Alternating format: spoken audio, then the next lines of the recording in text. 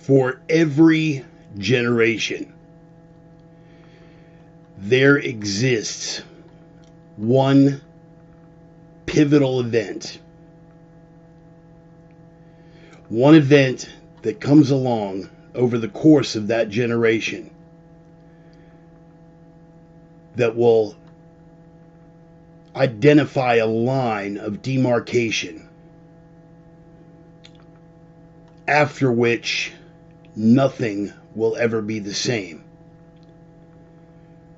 When these events occur decades later, people that were alive on the day of the event will remember, permanently etched into their neurons and synapses, clear as day, as if it had just happened, the events and the emotions surrounding them. For my generation, that day and that event were the terrorist attacks on New York City on September 11th, 2001. Some days I forget what I had for breakfast, but right now I could give you a play-by-play reenactment of damn near every minute of that day. Details down to the color of a shirt a walk-on player over the course of that day may have been wearing. A breeze that hit at a particular moment when I was going to pick up my daughter from our prearranged if shit happens be here spot. Every little minute detail of the event. Now, sometimes those events, like on September 11th, are sudden, abrupt, violent. Sometimes the event happens slowly, a progression over weeks or months or a year or more, where you realize you are living through such a pivotal event. And if you have had the fortune in your life to have lived through a previous event of that nature, the only thing that you know for sure is that when this event has passed, nothing will ever be the same. The morning of September 11th, 2001, two planes slamming into the Twin Towers of the World Trade Center in New York City. Another flying object smashing into the Pentagon. And yet another exploding with little or no debris in a field in Shanksville, Pennsylvania. The details will be sifted through for generations to come.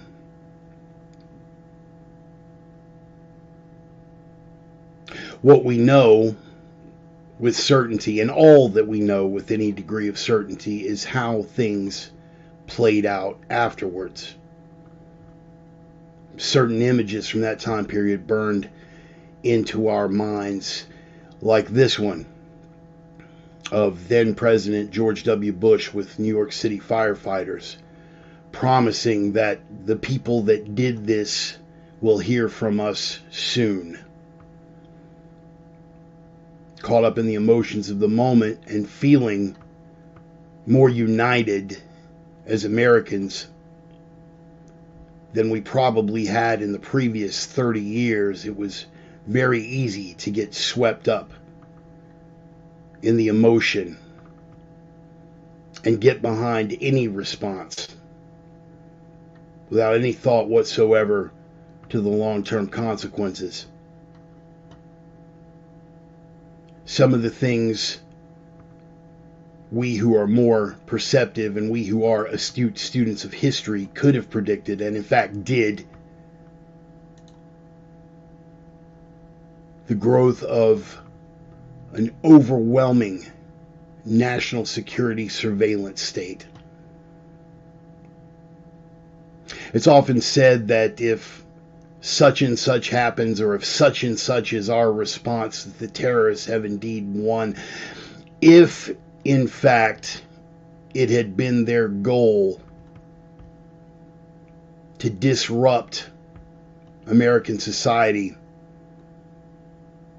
and to turn a ruling class and a power structure against its people, then one could say with some degree of certainty in retrospect that the terrorist attacks were, in fact, quite effective, more than any of the savages allegedly responsible could have even predicted.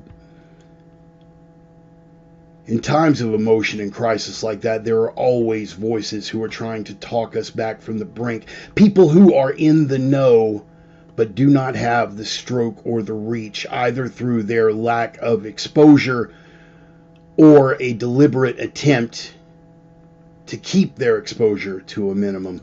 Scott Ritter, a UN weapons inspector, was one of those voices at the time. In the interim between the attacks of 2001 and the launch of one of the most ill-conceived and ill-thought-out foreign wars for empire in the history of the United States, voices like Scott Ritter tried to warn us. Voices like Scott Ritter were one of the few pissing into the wind, telling us the facts as the prevailing narratives whipped us into an emotional-based frenzy. Long before fake news became a term intrinsic to the American lexicon, voices like CNN were helping the regime to cherry-pick intelligence, to convince us all with the resounding drumbeat of fear, that there were weapons of mass destruction in Iraq, to connect Iraq to the events of that fateful day, and acting as they do as a propaganda arm for the military, industrial, congressional media complex. They succeeded in their campaign of fear by drowning out voices like this man and by amplifying voices like this man in his now completely irrefutably false testimony before the United Nations. And with that drumbeat of war, we launched into another folly for empire. Now, we can debate the relative merits or demerits of our response on foreign soil, but the consequence that remains more irrefutable and infinitely more lamentable was what that fear was used to advance here on the home front. The out-of-control growth of a surveillance state. The response and capabilities of response that were expanded and extended over any constitutional considerations in the wake of the events of September 11th were predictable to anyone who was paying attention. That surveillance state continued to grow and continues to grow to this very day with regard to how the media propaganda arm of the power structure, the deep state, for lack of a better term, with regard to the control that they had over the narrative when this story broke. Edward Snowden. They were able to dial up and dial down the voices that they chose in order to amplify or silence particular elements of that narrative. The irony for someone like myself, a Reagan-era kid, of seeing an American citizen having to flee into the arms of the Russian bear, the evil totalitarian empire that during the Soviet era used the same measures against their own civilian population. To see Snowden having to run into the arms of Russia, our former adversary, to avoid the very thing that the Soviets had been demonized for doing, quite correctly, mind you, during the communist era in the USSR. The irony for me was nothing less than glorious. But it's all about optics, and it's all about perception. We've gone over this on this sermon before, to the point where we're no longer beating a dead horse, we're chopping its remains into powder with long ago blunted axes. But if you control the stimulus, you control the response.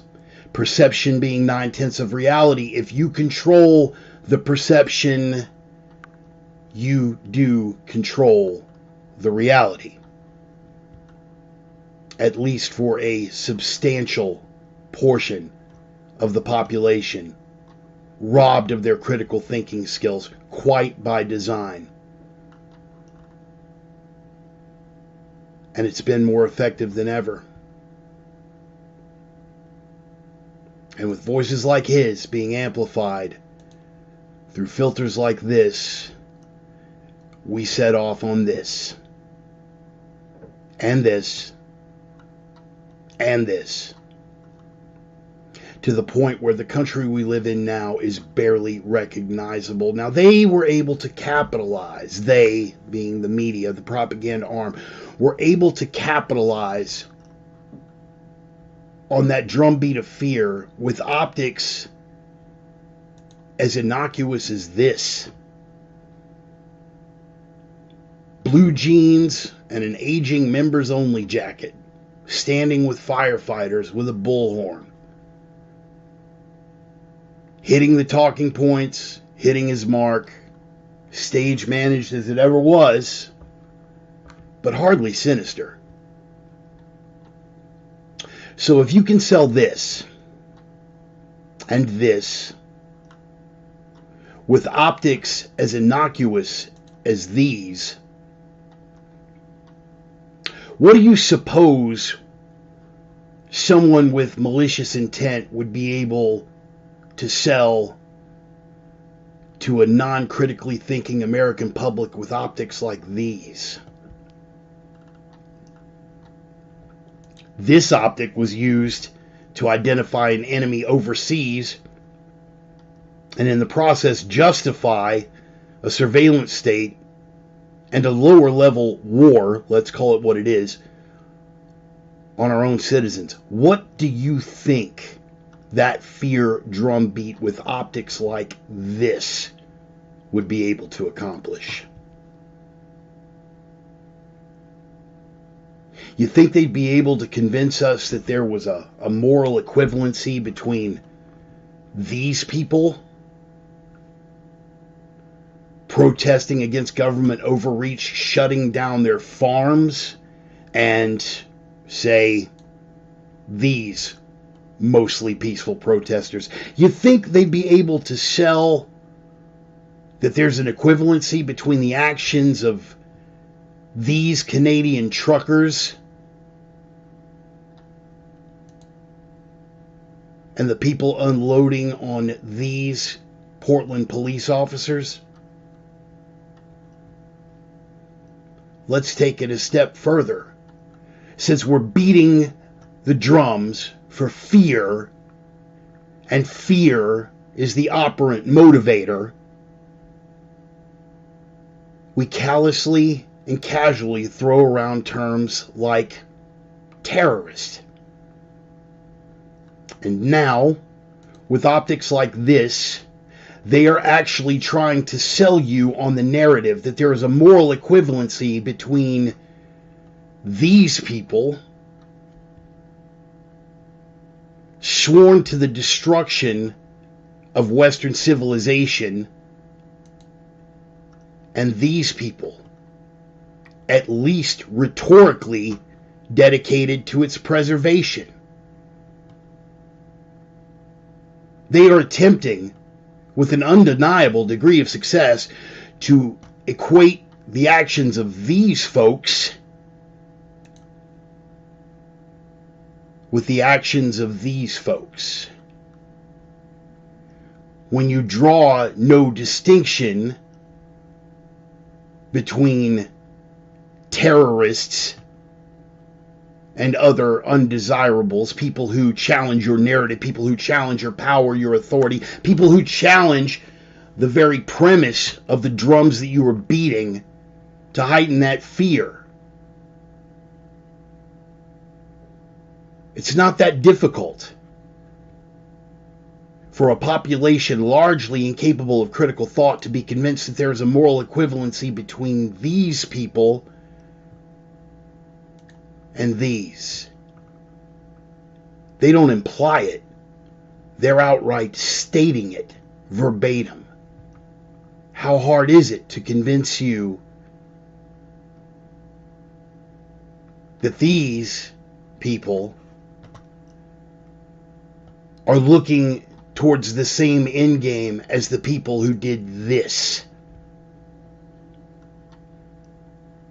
How hard would it be to convince you that the people who damaged property and got into physical confrontations with Capitol Police are really, when you think about it, no different than the people who pulled off this bombing in Beirut?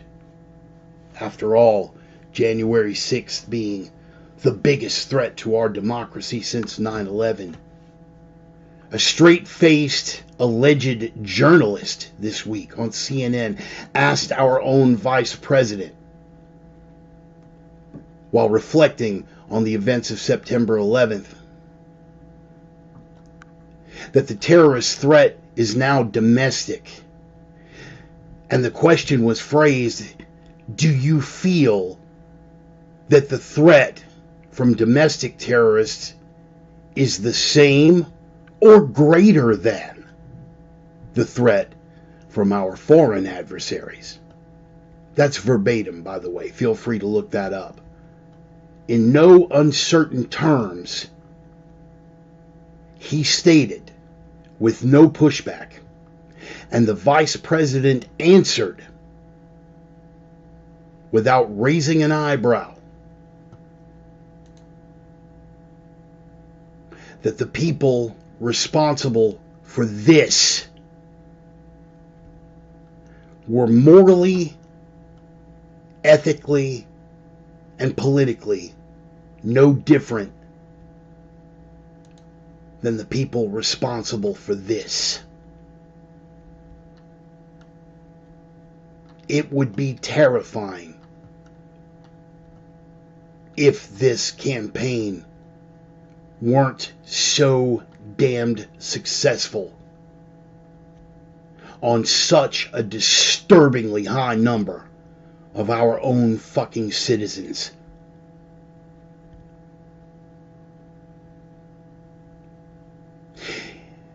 You've heard me say it before, and I will state it again for the record. The war does not have to be about people control. The tyranny doesn't have to be about people control. The creeping authoritarianism, the creeping totalitarianism doesn't have to be about people control so long as you have won the war for information control.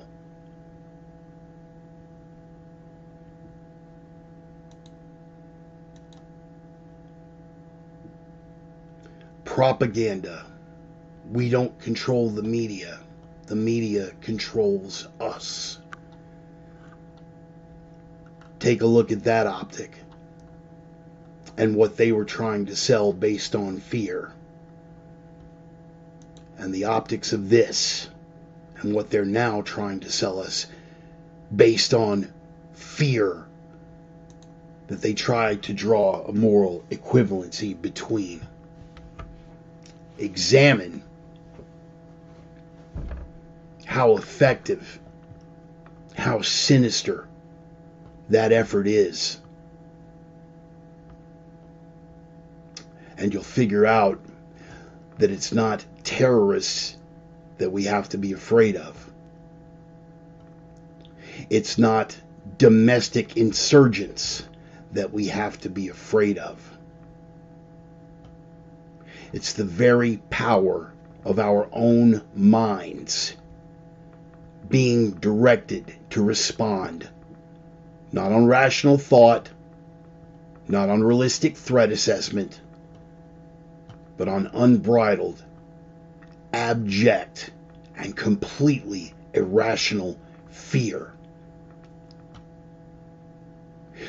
Do with this set of information what you will, but make sure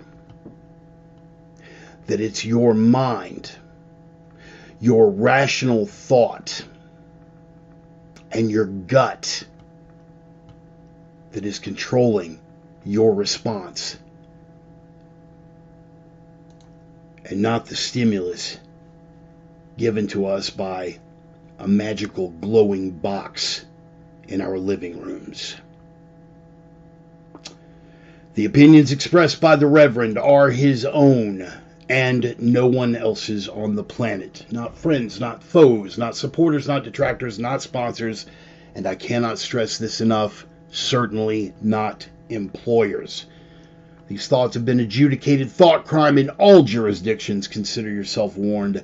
They are coming from the heart. They are guided by the mind, and they are guaranteed to choke you with a big fat dose of throbbing, turgid, thorny truthcock. On this, the 21st anniversary of September 11th, welcome back, boys and girls. It's time for the Sunday sermon.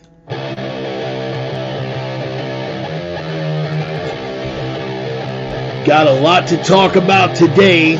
You already knew where it was going. Let's see where the fire is, people. Everybody in for the drum roll. Let's get this thing rolling.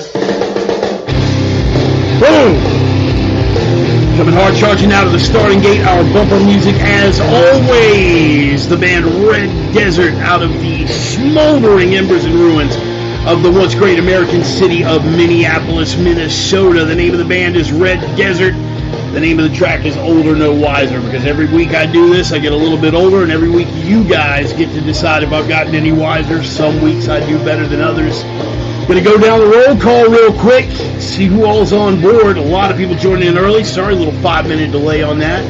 Brother Roman and his lovely wife Carrie from opiumtales.com. Good to see you on board. The original Sinner Sister herself, Miss Emmy. Thanks for being here, babe. Appreciate you as always. Got a little news coming up about the event next weekend, and we're going to give that to you. Brother Joel on board. Good to see you. All of the usual suspects, man. Fantastic to see, man. Glad you guys made it. Brother James Pearson, LEO extraordinaire and Spear System brethren. Love you, brother. We even got Nelda. I thought we would drop in. Well, man, Nelda, happy to have you on board along with the old man. Looking forward to the next time I get to enjoy James's company, and the first time that I get to enjoy yours. That would be fantastic, particularly if there is salsa involved.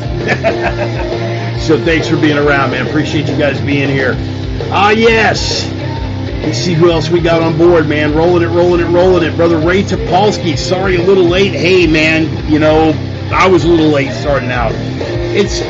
we're very fluid here. We're very fluid here. Time and schedules are more or less a polite suggestion. So, and besides, you can always check the replay. We are on 5 platforms now. We got Facebook Live on the fan page. We got YouTube. We got Twitter. And we are doing the replays on BitChute and Rumble. Why those last two? Because eventually we are going to lose our privileges here on the big tech platforms. You know it's going to happen. You've already seen the 30-day bans on Facebook. You've already seen the strikes on YouTube. Just a matter of time. But the cool thing about the internet is it ain't like the old days where you had 3 major networks and had CNN only if you had cable. A little bit harder to shut it down. So we're going to keep preaching the gospel, and we're going to win this thing. Brother John Tim. Yes, sir. I remember that day, too. We're gonna go over all of our memories of that day and what came behind that. Brother John Tim, man, one of the original Grady Park hooligans back in the stick fighting days. It's amazing, man. People show enthusiasm when you talk about regular martial arts. You talk about hitting each other with sticks, and suddenly nobody wants to play anymore. I got a couple of scars up here from you, John. I will always remember you, but mostly I will remember your strength of character and your friendship. I appreciate you being on board. Neil Ross, my official quote historian. You need to check him out over at zombieslayer.com. His blog is fucking phenomenal, and he has a book out as well. I'm going to let him fill you in on all the details of that. I have a signed copy by the author because I'm cool like that. Always good to be... Monty! Good to see you, my friend. Good to see you, Mr. Monty. Mr. Wright. Hello, hello. Honored by your presence. What else we got? We're rolling through. Brother Jude. Can't say enough. Wouldn't have the time. I could do a whole sermon devoted to mine and Jude's personal history and the importance of him as a friend and a brother. Good to have you on board. Thank you, good sir. Stacy Bond. Rock. Cool, man. David McConnell, we are brothers of the GIMP right now. We have matching limps. Hopefully your recovery is going really, really well. There we go. Brother James Pearson. Fear is a response condition for the early years of childhood. Fear is the unknown monster under the bed. It's the easiest weapon to deploy. Damn straight. And we are going to beat that one to death going forward. So, yeah, man. We're going to jump into this thing. Just want to make sure I don't miss anybody. Brother Mike. Glad you're here, man. I like what you're doing with the archery thing, man. That may be the tipping point. I've been meaning to pick up that skill set for a long time, and I'm seeing you out there having a blast. I think you may be the guy that finally convinces me. Bill Wade on board. Good to have you, brother. You see a lot of contributions on the threads, a lot of likes, a lot of re-ups, retweets, reposts. It's always good, man. Anything you guys can do to contribute to the discussion and to get the message out there. So I think that covers everything. What's that? What's wrong with sticks? I used to fight with rattan. Yep, we're doing the same thing, man. Filipino martial arts. FMA, baby. Stick and knife. In your life. We're going to tune down this bumper music, man. We're going to fade it on out, fade it on out, fade it on out, fade it on out, fade it on out. Once again, Red Desert, the name of the band. Older No Wiser, the name of the track. You know, I'm not going to get into, I believe the gangster colloquialism is set tripping, but, you know, I think I'd call it genre tripping, you know, because you get the guys that are like, well, technically they're not a doom band, dude. They're more of like a stoner band, you know, and, you know, but it's not like stoner sludge or like stoner funeral. It's more like a, you know, bro, look, it's some gut stomping rock and roll. I call it doom, whatever. Big fan of the doom bands. But Red Desert, I actually got turned on to quite accidentally. Technically, I'm not licensed to use that track, but nobody stepped to me about it yet, and it's been the bumper music now for a couple of years. I hit them on their fan page. I was like, hey, man, you know, check out the sermon. If you don't dig, you know, what I got going on, you don't want your music on my, you know, as intro and outro, I'll happily pull it. And so far, they haven't had a problem with it. So that's cool. Opium Tales, Roman, Doom and Stoner are so close that it takes a total geek to differentiate between the two genres. Absolutely, couldn't agree more. And as a musician and a metal fan from from way far back, Roman and I, as I've said before, go all the way back to 1989, son. 88, 89. 88, I think, actually. Yeah, we go all the way back to 88.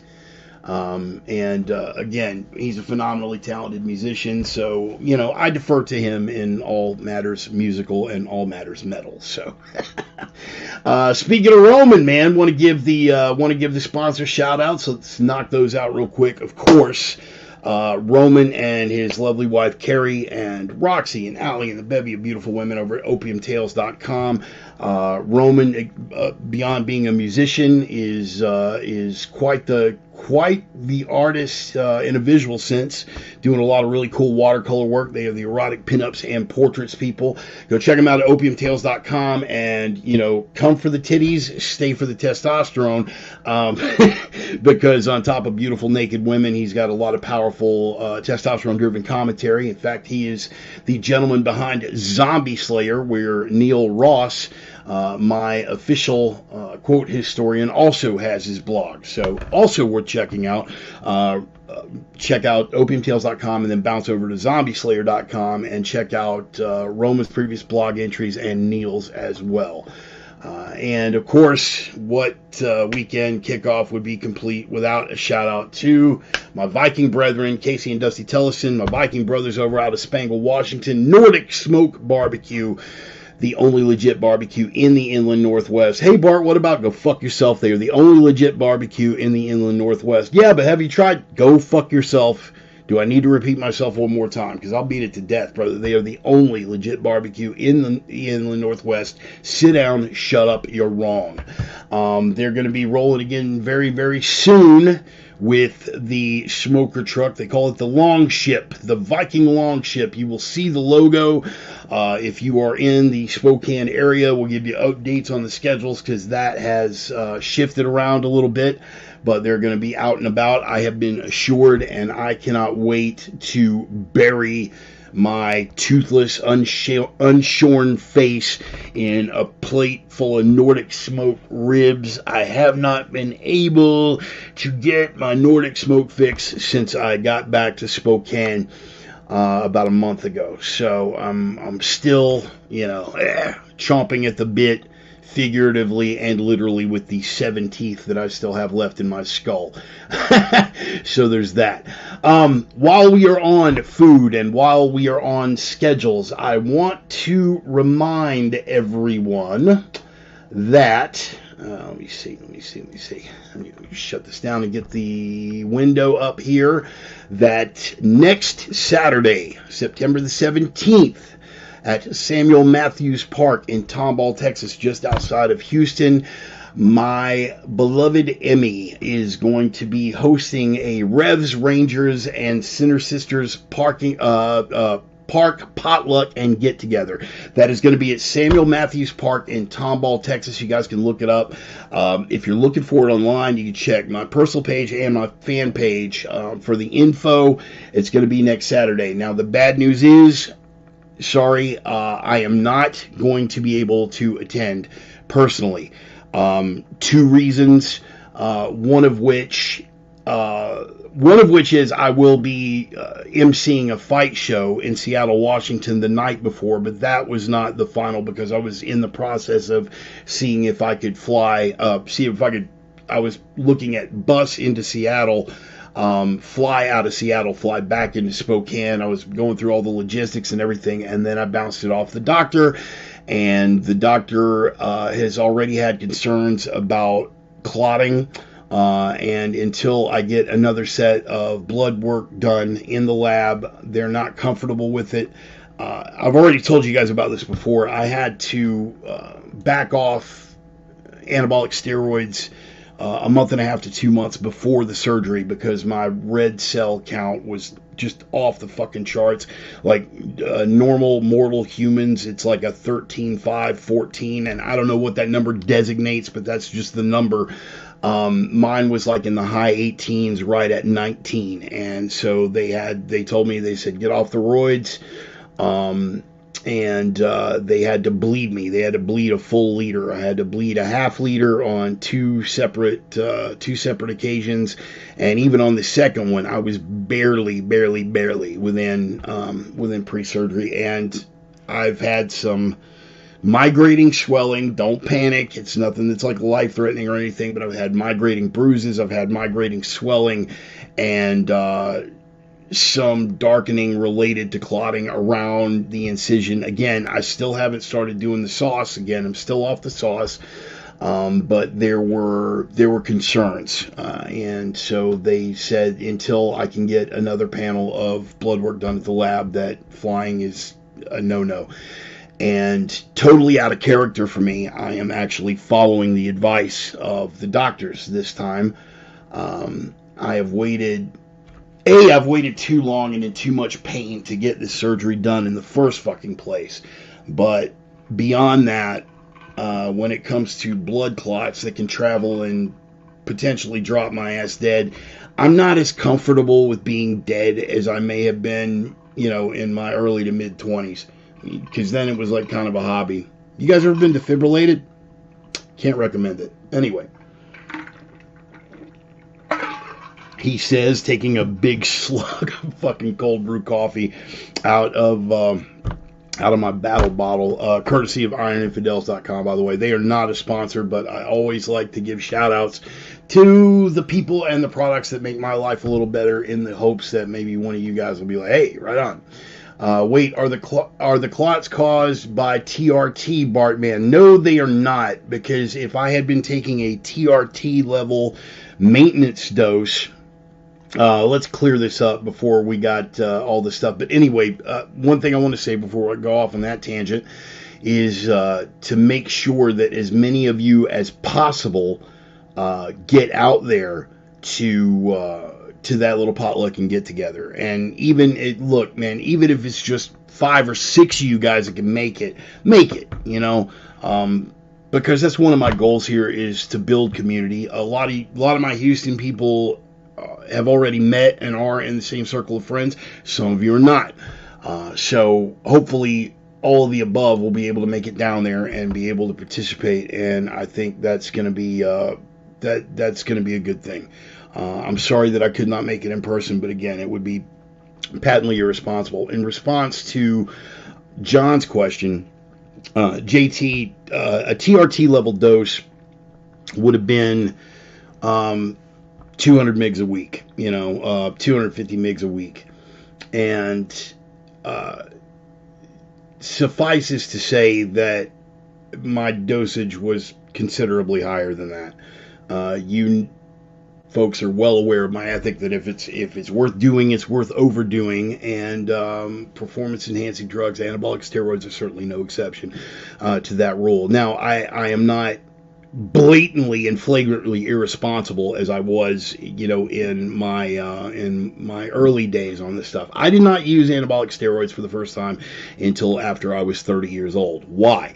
Largely because I had done a lot of research about it, and I still had what I consider to be some healthy fear of potential side effects. I wanted to make sure that I was schooled going in, but primarily, your endocrine system, once, as a man, your endocrine system, once you turn 30, is pretty much where it's at across the board. A lot of the guys that get into really, really bad side effects, the guys that wind up having to take estrogen blockers and HCG when they're coming off cycle and things like that, they get into it when they're young and their hormone levels are already all over the place, and you throw in all these synthetic hormones and it fucks them up. And even once they hit that plateau at like 30 years, their brain and their endocrine system it's jumped all over the place. They don't know whether they're coming or going. And so they have to deal with that for the rest of their life. I didn't do the sauce for the first time until I was 30 years of age. I've been on and off for the past 23 years. I have never used an estrogen blocker. In all those 23 years, I have never once used Nolvadex or any of the other estrogen blockers that other people use for that. I have never once done post-cycle therapy with HCG, the gonadotropin that they give you to jumpstart your nuts when you come off cycle. I've never used that, not once in 23 years. And I have never had a case of gynecomastia, bitch tits for those that aren't aware of the terminology. I've never had a case of gyno. I have let me clear up the testicles thing. Because the one thing that you always hear is, oh yeah, dude, it's gonna shrink your dick. Now, first of all, it doesn't. If anything, it actually has a positive effect on your weapon of choice. Fluid retention and swelling actually somewhat increases your dimensions, shall we say. It does have an effect on your testicles. I have had some degree of testicular shrinkage, some degree of testicular atrophy over 23 years. Not anything monumental. They haven't, like, shriveled up into cashews or anything like that. But for somebody who has their hand on them more frequently than the rest of you do, yeah, there's definitely a difference.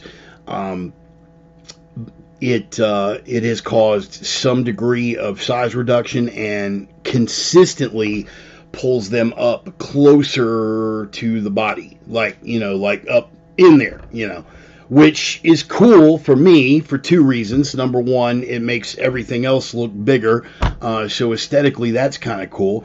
But more to the point, it's a survival mechanism, man. The closer your nuts are drawn up to your body and the more protected they are by surrounding tissue, the less likely you are to fall victim of what I call the krav, which is just a swift kick in the nuts. If you guys are combatives guys, you know why I call it the krav, because that seems to be the de facto solution to everything. What's the guy in the red, the fake sensei that does the, oh god, why is his name escaping me right now? But restomp the groin. In Krav, that's actually kind of a real thing. So, restomp the groin. Master Ken, that's what it is, Master Ken. You see what I'm saying about the way the mind works? It's fascinating, man. Between head trauma and copious, irresponsible amounts of LSD and other psychedelic drugs, my memory function, you've heard me describe it before. I can give you like a full item-to-item breakdown of the Norman invasion of England in 1066. I can give you like all the players, where the offensive had, the bridges, the Viking making the last thing, like all that shit. I can give you the breakdown. If you ask me what I had for breakfast, man, it's a coin toss. Generally I will answer oatmeal, mostly just because I like oatmeal and that's my normal regular breakfast. But I'm guessing, just as often as not, I'm guessing. Wiener kicks of the Krav go too. It is, man, it is. So like that kick to the nuts, I just call it the Krav. But yeah, the testicular shrinkage and draw up from 23 years of steroid use actually kind of works as a survival mechanism. You know what I mean? So I'm totally okay with it. But one of the things that again, in response to JT, when you're using at that level, and again, I'm not as irresponsible as I was back in the day. Like when I first got on, some of you guys that knew me back then and were around me when I was training back then, I was walking around somewhere between 275 and 280 and was just like freakishly, just fucking force of nature huge. It was ridiculous. I was on a bit, like I had race horses calling me up at the house going, dude, you really need to lighten up. But I was, just the stacks that I was doing was just ridiculous. It was irresponsible. I was doing I was doing a tab of Anadrol. I was doing a tab of Anadrol 5 days a week. My testosterone dosage was right somewhere between 750 to 1,000 milligrams. I was using Deca. I was using Equipoise. Just ridiculous stacks and ridiculous dosages. And it was ridiculous. I'm not at that level anymore. But yeah, I was roughly 400 to 500 milligrams of Sustanon a week. And on top of that, usually about 150 milligrams of Equipoise, sometimes another 100 milligrams of Deca. And primarily because of the equipoise and the sustanon, your red cell count gets super elevated, which is cool under ordinary circumstances because your body's a lot more able to carry oxygen through that blood to different parts of the body. But post trauma, that can be a really fucked up deal because clots travel to the upstairs trifecta here, and you could have a stroke. You could have one drop out into your fucking lung and go out that way. You could go out. You can wind up in the lung, you can wind up in the heart, it can wind up going to the brain. It's like blood clots with that elevated red cell count it's a particularly fucked up deal. So again, we're not at that point where I can risk it. I would love to get down there. Emmy said that she's going to be doing another one around March, which is going to be close to my birthday. I'll have plenty of time to get everything situated before then, and at that point I will be in full recovery. Let me update you guys on what's going on too on that personal level. My recovery is coming along great because a number of you have reached out and asked about my lovely wife, Miss Charlie. We are not completely out of the woods. We have a number of we have a couple more months, a few more months of chemo to look forward to. Things are good. I want to be abundantly clear on that. Things have not worsened in any way. And when I say that, I don't mean like in any measurable way. I mean like in no way has anything gotten worse.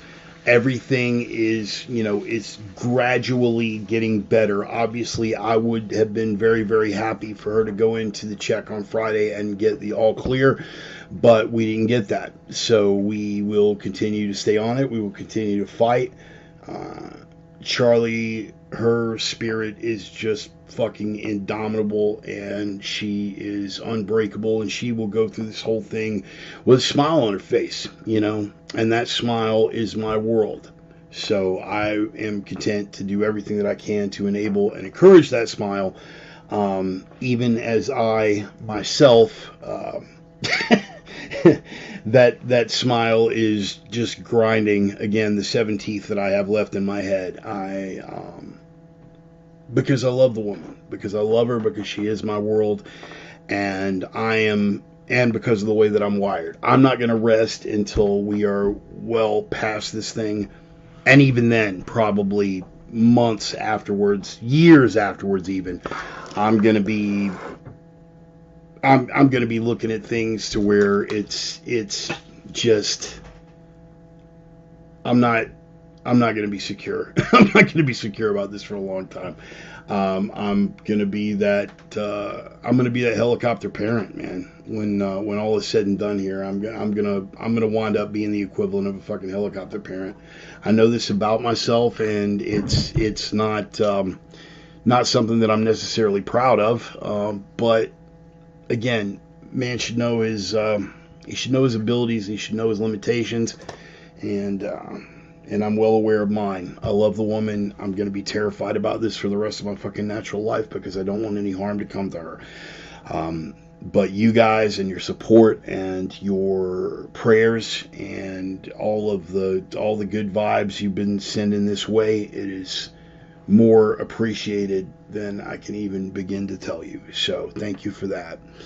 One more thing before we get into the meat of this. I don't know if you guys follow Holly Ann online, but you can look her up on Facebook or any other social media platform as Definitely Holly. She is a beautiful, beautiful conservative woman from the American Midwest. Got that wholesome girl next door look. I mean, it is just it's about as Norman Rockwell as it gets. Beautiful, beautiful young lady, sharp, conservative, and for whatever reason, she thought I might be an interesting guest. So, so she has she's given me the honor and the privilege of being on. I will be on Tuesday. I will be posting the exact times and everything and the links on my personal and my fan pages. Because I don't want you guys to miss out, because it's going to be an interesting thing for me personally, and also to the greater point that Holly is just a fucking badass. And if you haven't checked out her stuff before, it would well behoove you to do so. Again, just like with everything else in quote unquote conservative circles, because I mean that's the box that's the box they're trying to. And you know what? Okay, cool. If that's the label, I'll roll with it. I'm not even going to try to act like that Ron Paul 2012 guy is still where I'm at on the spectrum. The Overton window has shifted, and so have I. So if conservative is the box that you want to put me in, cool. You know, I'll give me some tape. I'll seal that box up behind me on the way in. But one thing about conservative circles is that we can disagree. There will be infighting. There will be moments where we may disagree vehemently on a particular person or a particular issue. What we don't do is become an orthodoxy or a religion or an article of faith to where if you are not one of the faithful, you will be devoured. You will be burned at the stake as a fucking apostate, you know, and we see that with the radical left. We see that more and more all the time. So there are plenty of things that I'm sure Holly is going to find disagreeable about me. There are probably going to be a few things that we might not see eye to eye on politically, but the prime motivator, the prime directive, again, it's right there. It's in line, man. We're both trying to be the signal breaking through the noise. You know, we both are about the promise of America, the promise of our freedoms, and hanging on to them. We are both appalled at the current state of affairs and the direction that we see our beloved country headed in, and as a result of all of the above, we're both on the same page. So if we have a little sniveling disagreement because, you know, I mean, whatever. But, you know, maybe I'm a Glock guy, maybe she's Springfield Armory. I don't know, you know, like maybe I'm a single-edged blade guy and she's running doubles. So, yeah, it could be anything. But she's a beautiful young lady. She's very driven, and she started out the same way I'm starting out, you know, like just I'm going to run it up the flagpole and I'm going to see who fucking salutes. And these days, thank you, Brother James. Yes, it would be, you know. Somebody made a comment to the effect, because they were looking at the level of friendship between me and Saul, may he rest in peace, back in the day, and they were saying, Bart, why don't you just come out of the closet? And it was like, dude, do you really think that if that were the goal, that if there were any closet, we wouldn't have smashed it into kindling by now? So yeah, boxes, closets, whatever. But back to Holly, man. She had a voice. She had a view that she wanted to express to the world, and she went about creating her brand and marketing herself and doing these things. And these days, man, I'm all about that. It resonates in my head a lot these days about it is not, you know, that old quote from Teddy, man. It is not the critic who counts. It is the man in the ring, you know, and we're sweating and bleeding. And if we fail, at least we failed attempting something great. And, you know, if we succeed, we're gods, but at least we're not going to be with, and I quote, those timid souls that know neither victory nor defeat. You know, a second. One quick blast over here, and I will be with, fuck, where did I put it? Oh, here we go. Got it.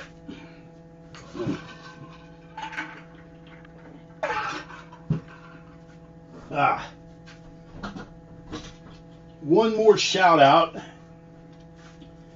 that I wanted to give, because we were referring to Emmy, and Mike just a bit. But this gift right here, I've shown it off a couple of times before, but for those of you looking to go to the potluck next week, man, I want you to look at the kind of love these people have for me. Her and her old man. Her old man did this. I want you to look at the. Let me see if I can frame it over here and get the detail. This is all, like, he did all this burning by hand, all of it, right? And it is a plaque of the prime directives. Be the signal, not the noise. Be the light in the darkness. Be the strength in a world full of weakness. This is one of the coolest gifts I've ever been given. And if you guys will give me just a second to hang this back up. It adorns the wall here. It adorns the wall here on the command center level of the Bart bunker.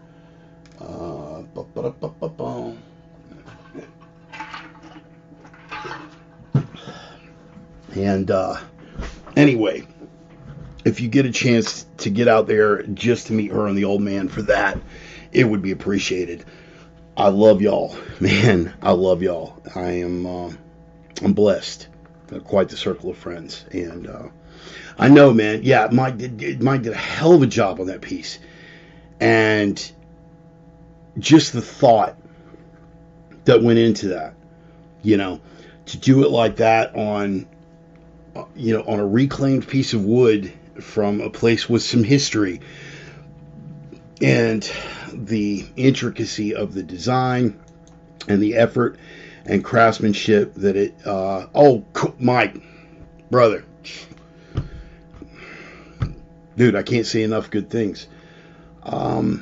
And while we're on it, Mike, thank you for the advice that you gave me about recovery from the Mike recently just had his own hip replacement surgery, and I took a lot of pointers from Mike coming back from mine and from my recovery to not risk things. Some of the stuff about, when you're going upstairs, you're going downstairs, bad leg on the way down, bad leg goes first, and we're, just little subtleties like that. But yeah, the advice helped out a lot. A couple of times I'll wake up in a panic, or I'll feel like a twinge or something, and it kind of freaks me out a little bit. And then I remember something that Mike may have told me about, you're going to get this, you're going to get that. All right, cool. It's kind of guided me through. But Mike, one of the things that stuck with me that Mike had to say about that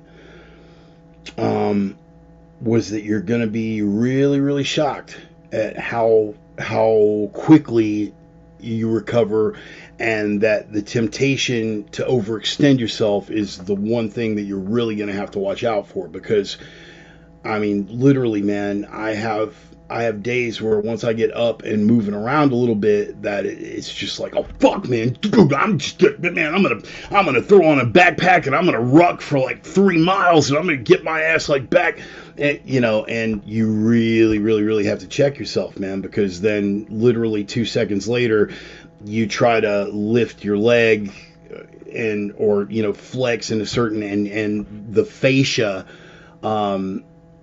which is still healing, you feel it pop, pop, pop, pop, like that, like a zipper coming unwound, and you think, oh God, I've like fucked myself up again. So but recovery's going well. And again, that gift, man, just freaking tears to my eyes, brother. Thank you so much for that.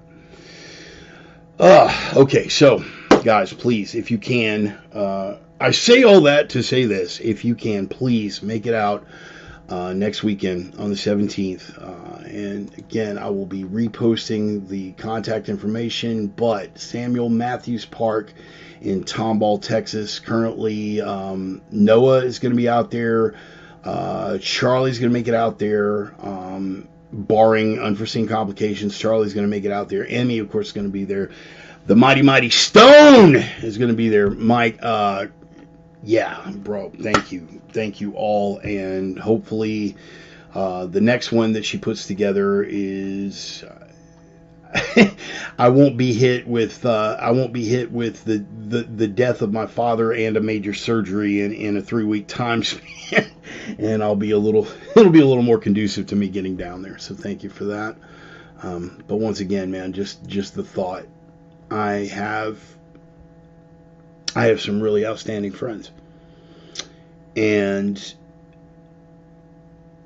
I get down on myself a lot, you know. I am my own worst critic. I shred myself no matter how much I thump my chest on the outside. Yes, I do know what I'm holding. I'm not going to pull that fake humility shit. I know what I'm holding. You know, I know what my strengths are. But I tear myself, man.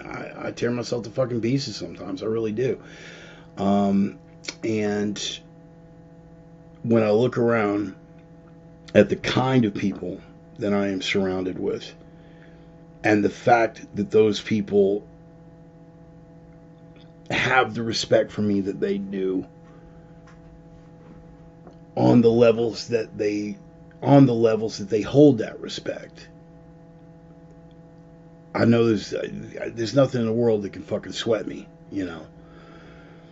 Anytime that you are a person of consequence, and this is a life lesson here, you know, if you follow the Norse mythology, you know there are a number of halls.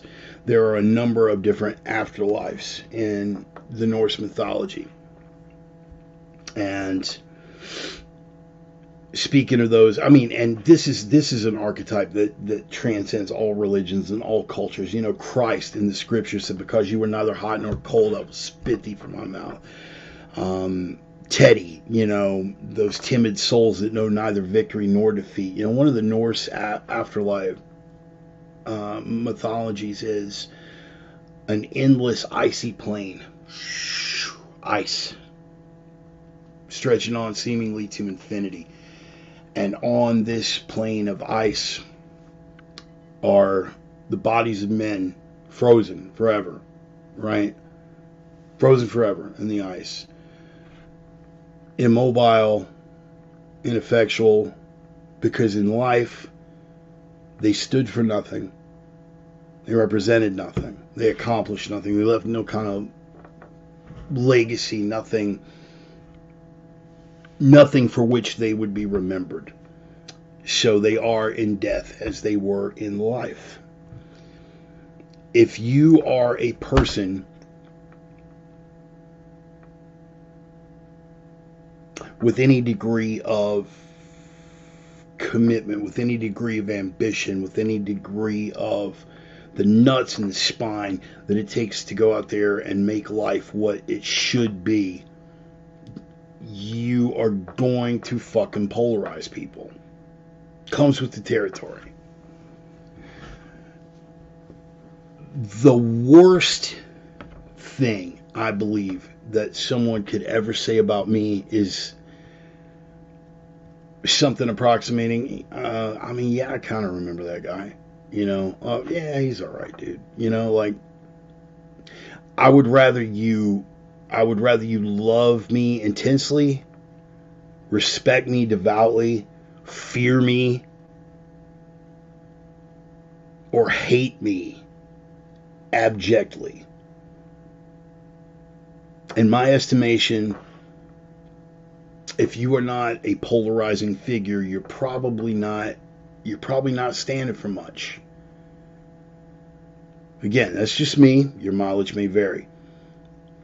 So in light of that fact, and in light of the fact that I try to live up to that, and we all have our failings, when I look at the people with which I am surrounded, and the respect and esteem and the love that they show to me, brother, ain't nothing in the world can shake my fucking confidence. I mean, I look at Emmy's mic, right? And what he's had to overcome, right? And it's a beautiful thing watching the love between the two of them. I look at all that he's had to overcome, and I look at the way with which he has dealt with the adversity in his life and overcome. and stand strong as a man.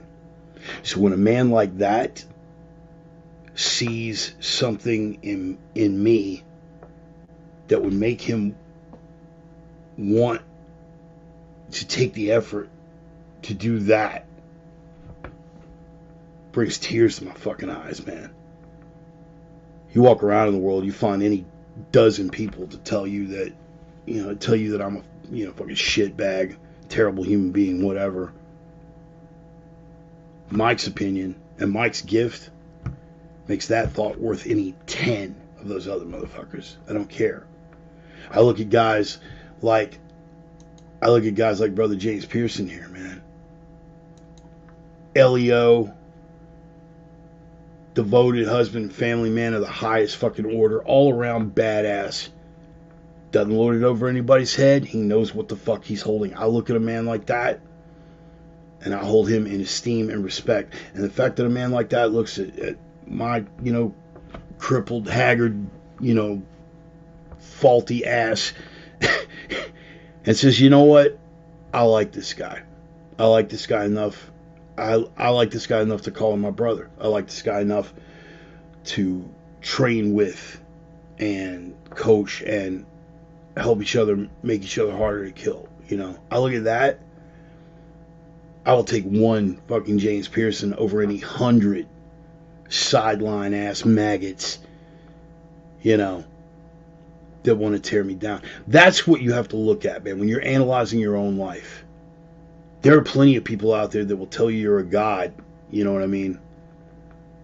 What is it? You got those guys that are walking around like every guy in the club wants, every girl in the club wants to fuck him, and every guy in the club wants to be him, and that shit is so fucking fleeting. You really got to take a look at your circle of friends. It should be small, and it should be deep. Small, deep, and strong. I look at a guy like Stone, man. I look at a guy like Stone. Fuck, man. Vet. He's been through some shit, And me and him have had our moments. We butted heads, haven't seen eye to eye. He's gone through his shit. I've gone through my shit. And plenty of people on the outside, when they see a strong motherfucker who's going through it rough, all they want to do is see you fail. They'll fucking rejoice in that shit. I never did that for Mike. Mike never did that for me. We were going through it. It was like, yeah, man. Well, everybody else is like, ha ha, look at this. Oh, Humpty Dumpty had a great fall. Looking a little light these days. Doing a lot of dope these days. Losing everything these days. Fuck that guy. I never did like him in the first fucking place. Me and Mike didn't do that to each other. We didn't. Because I knew the soul of the man that was behind all that shit, and I knew he was going to come out the other side a better person, and he knew the same thing about me. Alan Hutton, if you're out there, same thing. Mike and Alan, one of the few people at that point in my life where, I would do anything. I would do any goddamn thing that I could squeeze into a syringe and get my fucking vein around. People wrote me off. Mike didn't. And I didn't write him off when he was going through his shit. That is the mark of who you are, and that is the mark of who your fucking friends are. Right? The ones that are going to hold you to account if you're slipping. So if you've got those kind of people in your life, people that you, independently of anything else, respect with your whole heart and your whole soul, and they respect you back, you're living right. That's just me. Your mileage may vary. But I look at the people over here. I look at guys like Roman. Fuck. Been through some shit. And we've been friends since 88. And he's seen every time I fell off the wagon. Every fucking time. And there were times that he had to keep me at arm's length. And I totally respected that. Because hell, man, he can't let me be the drowning victim that pulls him in behind me. He can't do that. But he never gave up on me. He never wrote me off. He's still around. So am I. That's respect. I look at JT, man. JT ain't gonna put you out there on Front Street, man. But I've seen the struggles you've gone through. Trying to keep it together with the kids and all the things you've had to fight. It's been an uphill fucking battle, man. You know? You dipped off from time to time. You handled things the way you have to handle things, but I would never fucking write you off. Me and JT got more than a couple of the old Grady Park hooligans, man. We were thick as thieves back in the day. You know, stick and knife shit all day long, training together, friends, tight, close. A couple of them went off the fucking deep end. They decided they were going to hold themselves on a little bit higher fucking level. Not by taking themselves up to a higher level, but by tearing down everybody that they thought were no longer up to their exacting standards, whatever the fuck it was. Me and JT are still standing. I don't know what the fuck happened to everybody else. Nor do I care, nor do I lose any sleep over it, nor should you. I had not planned on today's sermon being a life lesson, but here we are. Take stock of yourself, man. Take stock of yourself and take stock of the people with whom you are surrounded. You see that? Grammatically correct and everything. I am not a grammar Nazi. I am a grammar nationalist. Anyway, man, bringing it back to the center and getting into a couple of the things. I've just got a couple of bullet points, and then we're going to get off into reflections about September the 11th. Two things that I wanted to address from the culture in decline department.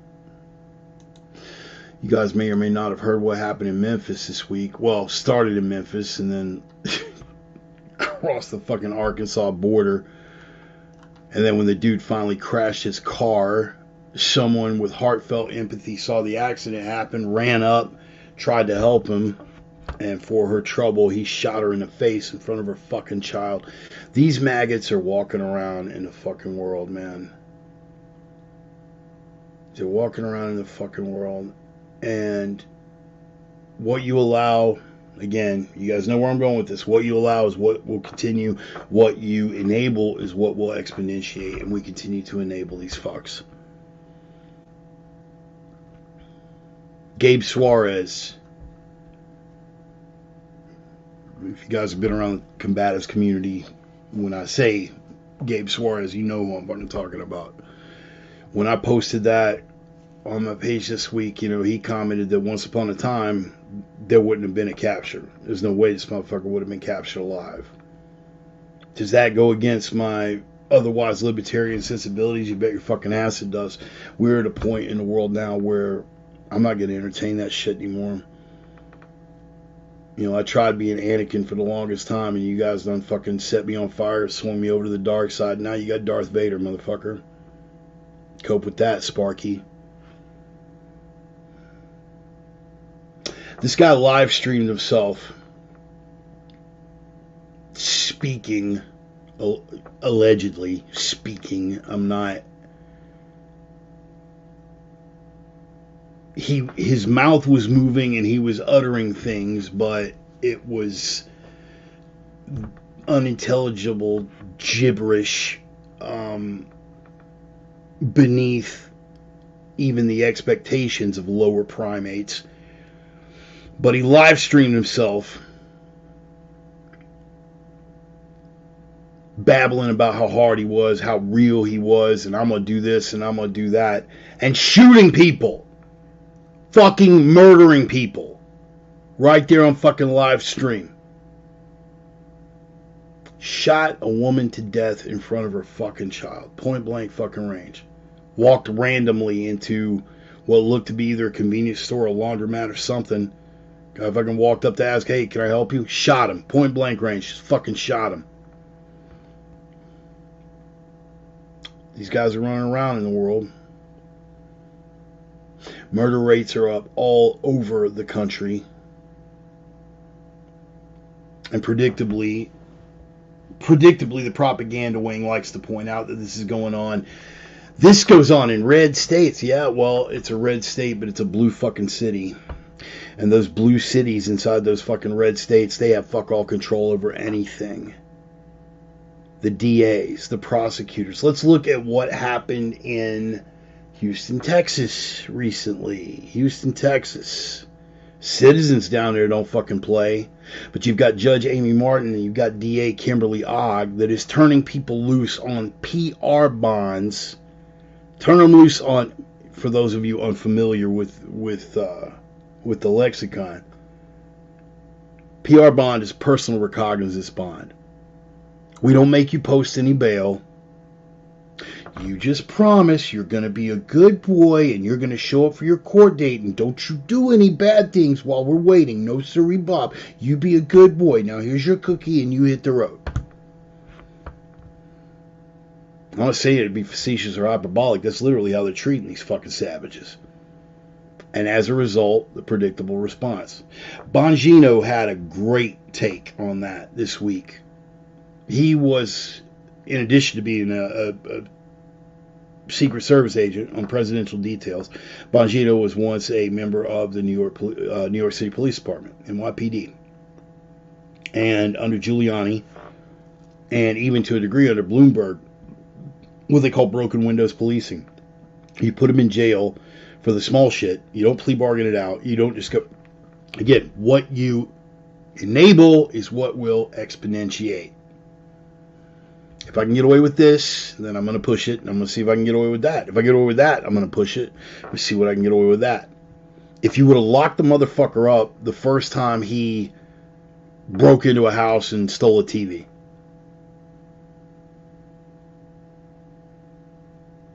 I don't want to hear slippery slope fallacy when predictably after 6 more incidents like that, the guy winds up killing a motherfucker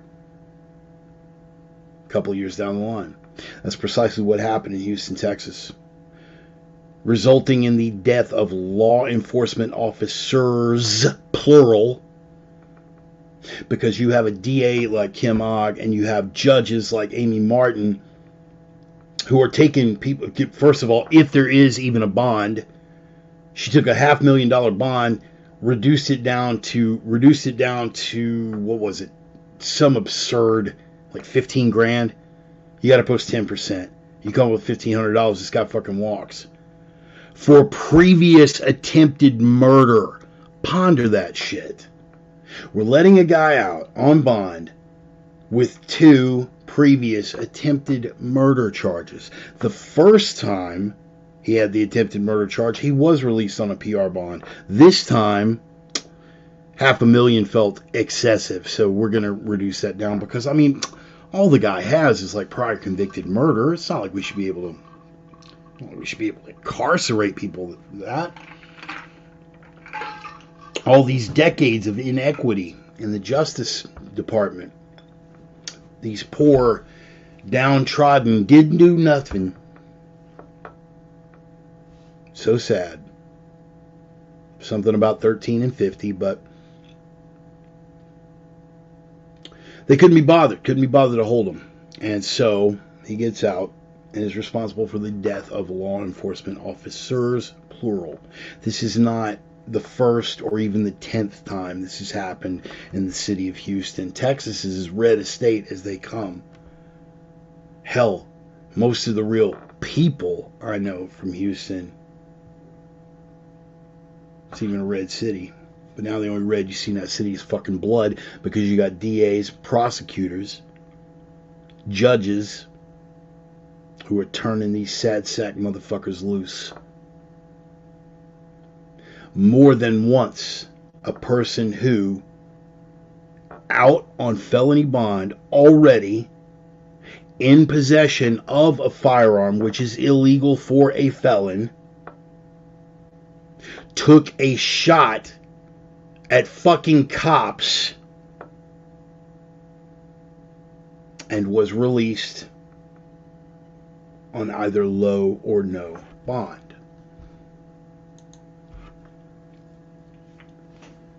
Spoken as I would expect, Brother Pearson. Consequences promote changes in behavior. Excuses promote escalating behavior. I'll defend that statement anywhere.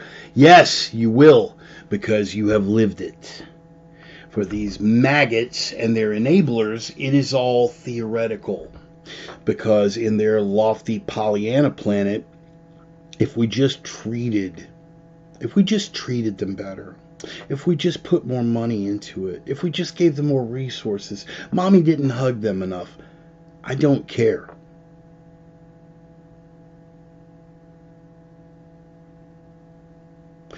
Can we get down to the source of the problem? Sure. Should we have these discussions? Absolutely. But in the fucking meantime, Lil Dindu has to be locked up. Okay? Okay.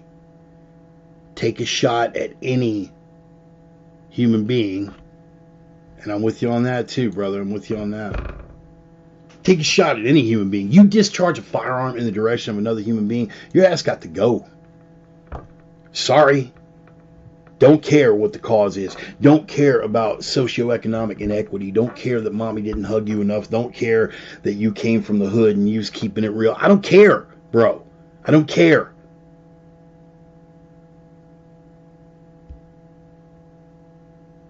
Well, that's racist? No, racist would be if a white guy had done the same thing and I'm suggesting he'd be able to walk. Because I promise you, oh, here we go again with that double standard. No, and Bongino called this one correctly too. It's not a double standard. It's a hierarchy. They're in charge. You're fucking not. So it's not hypocrisy and it's not a double standard. To them, this is the way it ought to be. Because they're in charge and you're fucking not. I want you to imagine, if you will, for 3 seconds, a white hillbilly in a MAGA hat driving through black neighborhoods in Memphis talking about, I was going to keep it real, y'all. I done tooled up here on some motherfucking moonshine and I'm going to kill me some of them black folk.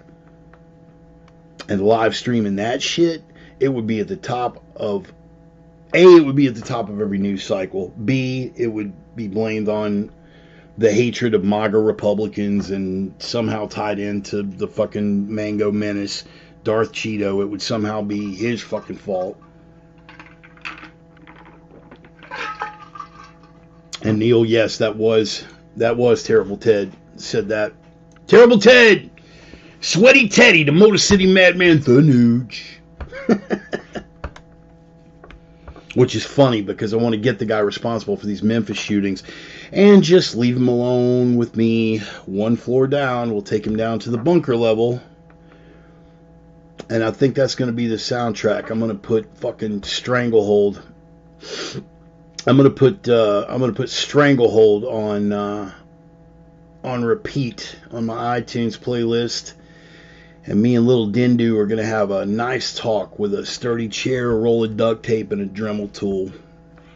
Maybe a bottle of rubbing alcohol. Just depends on how bored I am and how creative I want to get. Bart, that's a horrible thing that you're thinking. Well, you know what? I'm not the only one thinking it. I'm just one of the few that's got the balls to say what needs to be fucking said now. Nobody wants to say this. Nobody wants to address the nature of the offenses. Nobody wants to address the root charges. Nobody wants to address the fact that there have to be consequences for their actions. They want to color it up in these terms of bail reform, criminal justice reform, sentencing equity, blah, blah, poor, downtrodden, 400 years of the Middle Passage. Fuck you, man. We're done. But not Illinois. No, let me tell you what's going on. Well, first of all, we're not even done with Memphis yet. Memphis, of course, off the charts like every fucking blue Democrat-controlled city in the United States is now. Murder's fucking off the charts. Nobody's doing anything. Police officers' hands are tied. They're quitting because they're making it impossible to do their fucking job. The police, their actions are under a fucking microscope. Meanwhile, Lil Dindu runs around committing mass shootings, and we got to tiptoe through the tools for these fucking assholes. Dancing on glass and everything else. What else happened in Memphis? Well, Allison Parker. You heard about that? Yeah, let's talk about that. You know, girl out jogging, seems safe enough. She'd done it a million times before, only there was a guy who was released early and on a lower bond from a previous charge. He got out. He'd been out for a couple of hours and drug her off the jogging trail, raped, beat the fuck out of her, beat her to death. Shit's out of control. Nobody fucking comment on that. OG Mike D! Fuck! Brother, glad you're here, man. Glad you're here. Good to see you, bro. And yeah, you're right. 2 pieces of shit that shot that constable were out on murder bonds.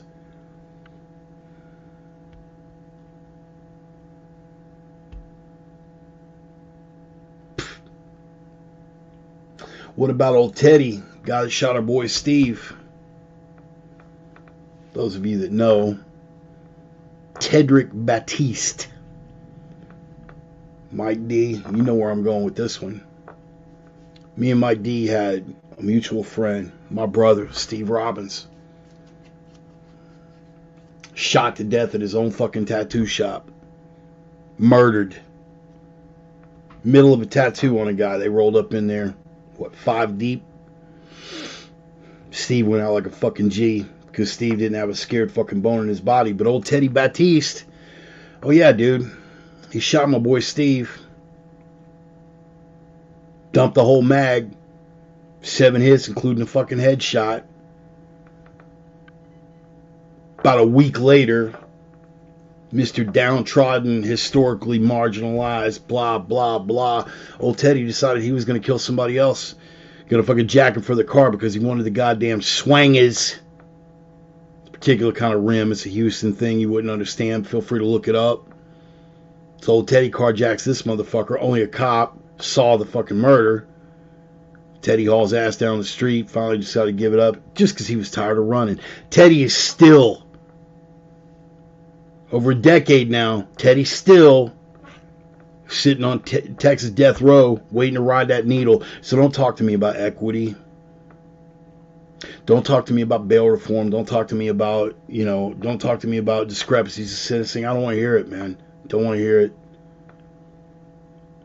I had a friend of mine in an IRL, to quote the lexicon, in real life friend.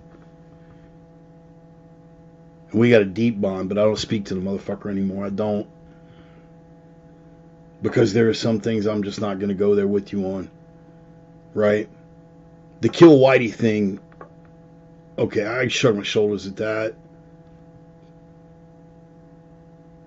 At the end of the day, I'll defend to the death your right to say that shit. Because it's just words, man. But when the policies that you were advocating involve bail reform and so-called sentencing equity, and it's resulting in this kind of shit, data-driven, motherfucker. I can look at the numbers. This is not going to work. It's already failing. That is the beauty of the left, is we are getting to see their policies fail in real fucking time as they happen.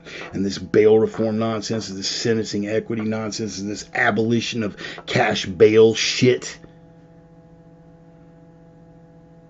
This is all by design, people. It's all by design.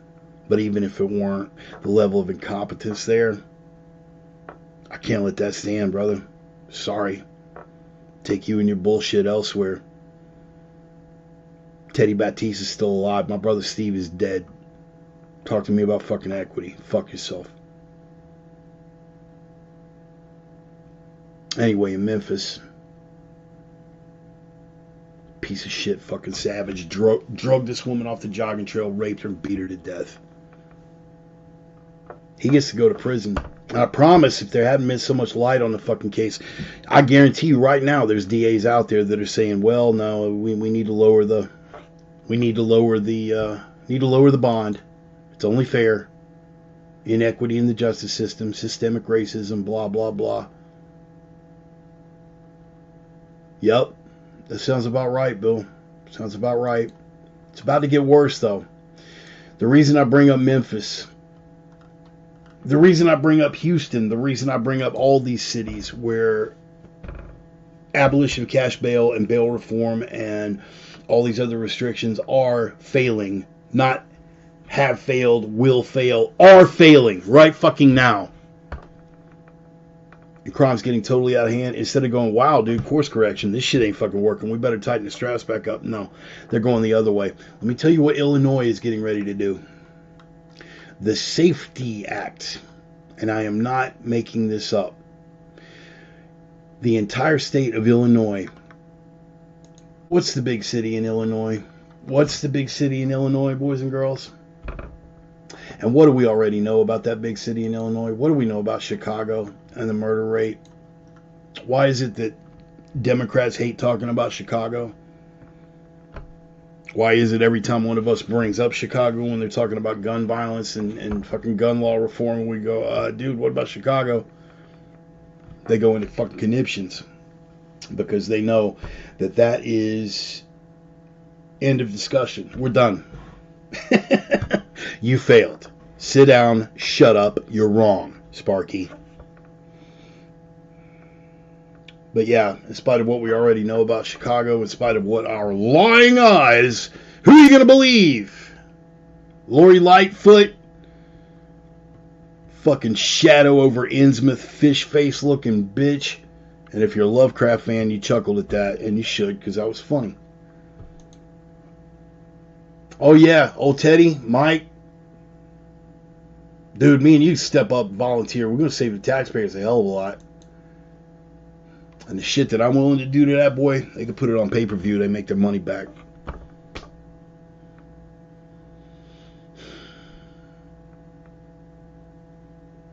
The media writes articles about Teddy Baptiste, about how he's found poetry in prison. Oh, really? Write me some poetry, motherfucker. And in exchange, I got a couple songs I'd like to sing to you. We're gonna let you do the high notes. Just let me get those vice grip pliers around your fucking nuts. We're gonna let you hit the high notes for me, Teddy. Swallow that bitterness, man. Get back on message. All right, so here's where we're at. The state of Illinois is completely abolishing cash bail. Completely abolishing it. In spite of what we already know about Chicago, they are set to end cash bail for criminal defendants starting January the 1st of 2023. Now, that by itself is already silly enough, but let me tell you what makes it worse. This is from a law firm in Chicago, and this is advice to burgeoning thugs, scumbag, predatory miscreants. What happens if I am arrested? While the Pretrial Fairness Act, this is from Hartsfield Law, this is a Chicago law firm. While the Pretrial Fairness Act gives hope for criminal defendants in the near future, if you are arrested and taken into custody before January the 1st, 2023, cash bail could still be a factor in your case. If you are placed under arrest, it is important to assert your right to remain silent and to speak to an attorney. It's a good idea to use one of your allowed phone calls to contact us as soon as possible. We can not only help you prepare for your trial, but represent you at pretrial hearings and help you to avoid an unreasonable bail condition. Hard to figure what they would consider an unreasonable bail condition, giving that as part of the law, here's what they can no longer even arrest you for. These are all, I'm going to list them, these are all non-detainment offenses, meaning you do this, the cops get called, they show up, they write you a ticket, and you are free to go on about your business. You ready? Second-degree murder. Look that shit up. I am not making this up, and I am not exaggerating. Second-degree murder is a non-detainable offense as of January the 1st, 2023. Aggravated battery. Write him a ticket, let him go. I stove in your head with a fucking brick and you live. Write me a ticket, let me go. You walk up in my house, you fucking camp out in my garage, you're fucking trespassing, I tell you to leave, you don't. The cop comes out. Fuck you, bitch ass cop, I'm gonna sleep where I wanna sleep. What? And the cop looks and says, well, sorry to have bothered you, Mr. Dindu. Sorry to have bothered you. Here's a ticket. You're going about your business. They write a ticket, they leave. And if you go out there with a gun, or a baseball bat or any threat of violence. Now here's where it gets interesting. Aggravated battery is a ticketable offense. They write you a ticket and you are free to be on about your business. I wonder if they are going to hold that to the same standard. When little Dindu goes into a man's garage, refuses to fucking leave. The cops can't make him leave. They write him a ticket. He refuses to go. And the homeowner takes a baseball bat and beats little Dindu within inches of his fucking life. I wonder.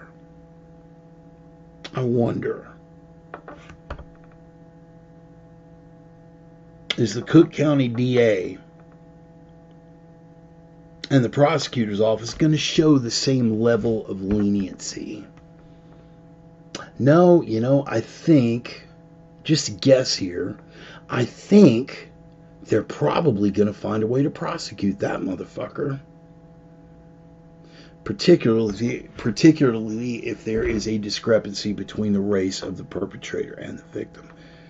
This is all by design, folks. This is all by design. Why? You get the best cops demoralized to the point where they walk off the job. Then you hire the worst cops that will do what they're told, particularly when it comes to enforcing things like gun confiscation, things like that.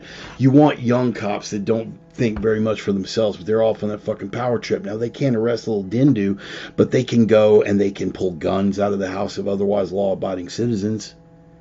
They can enforce political dictates. That's what they're there to do. But more to the point, you make law enforcement across the board largely impotent to do their job. And then the federal government gets to step in and say something must be done. Now, the current regime seemed to have a problem with that. Lori Lightfoot had a problem with that when the Mango Menace said he would be willing to send federal troops in to assist law enforcement in Chicago and bring that shit back under control. Now, personally, when Trump said that, I was the first guy to say, hold the fuck up, Orange boy. Chill the fuck out. Why? Because for me, anti-authoritarianism is a principle. For me, federal overreach is a principle. It's not, it's okay when our team is in charge. That's not fucking okay. Now, Lori Lightfoot shot him down. But Lori Lightfoot's all about fucking trying to get the federal government to help him out now. Why? Because Texas Governor Greg Abbott is making them live up to their own shit. Oh, you're a sanctuary city?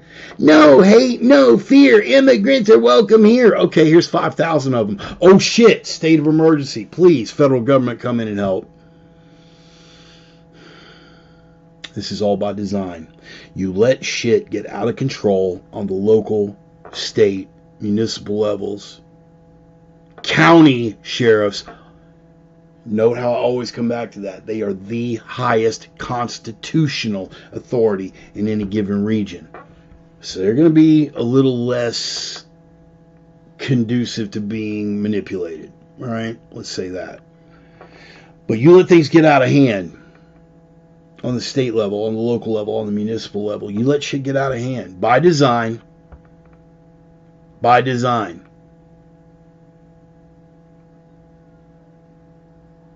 And then the people say, help us, help us, help us. And you, if you were in control on the federal level, say, well, we can help you. We've got the solution. In fact, we've enabled the Capitol Police to have jurisdictional field offices in every fucking state in the union. You think I'm making that up? Look it up. There's been a push on for that ever since January 6th. This is all by design, people. Why?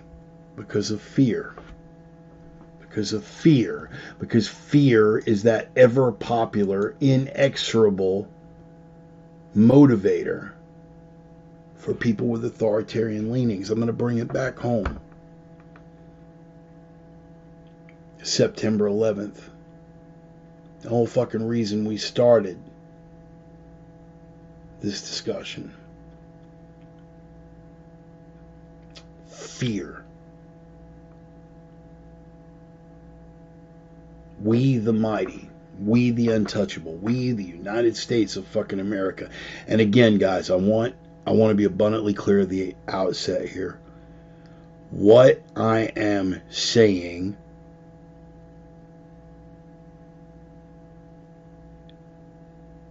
is neither indicative nor non-indicative of which parts of the narrative, if any, I have chosen to believe. This is all for the sake of discussion.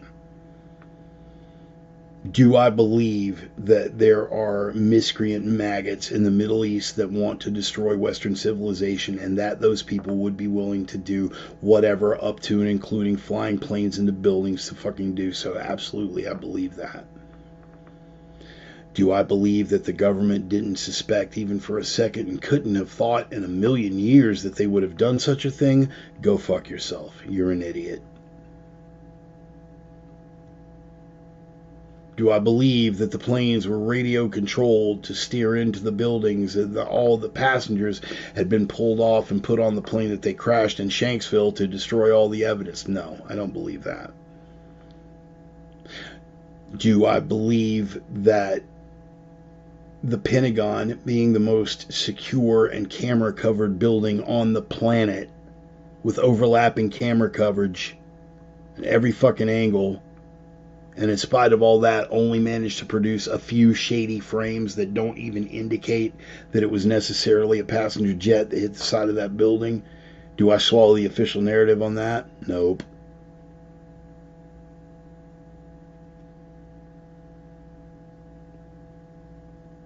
Do I believe controlled demolition? That's where it gets a little gray for me. I think you could definitely make a case for it. Here's one thing I will definitely fucking say. Building 7 was controlled demolition. Let me say that again. Building 7 was controlled demolition. Yeah, but we got, stop. Sparky. Building 7 was controlled demolition.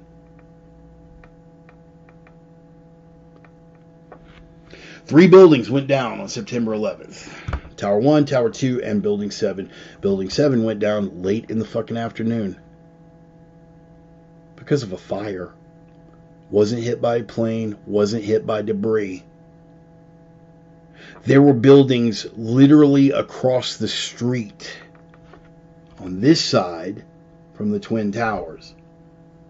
They got hit with debris. They got hit with flaming debris. They were actually on fire right across the street and stood. Fucked up, structurally compromised, but they stood.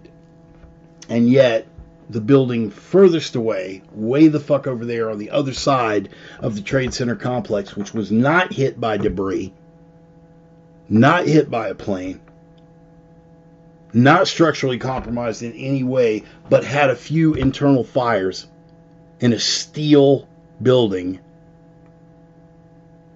pancaked into its own footprint hours later. Sorry, Sparky. Not buying your official narrative on that one. This is another one where there aren't enough fuck yous to go around. But this sermon isn't about speculation, because your speculation is just as good as mine. That's not what I'm going for with this sermon. What I'm going for here is the way that fear is not just the universal motivator, but the most effective of universal motivators. Why? Because of the fear. Jesus Christ, we were dumbstruck with fear that day. I remember. Look at my personal page. I gave my personal testimony on it. I didn't get my morning news fix. Normally that was my thing. I'd wake up, guzzle some coffee, watch this network or the other, and I'm constantly switching because I like having my views challenged. I've always been that way. Maybe I would have been watching Fox. Maybe I would have been watching CNN. Ordinarily, I would have been listening to NPR on the way in, because that's guaranteed to sock my opinions in the face.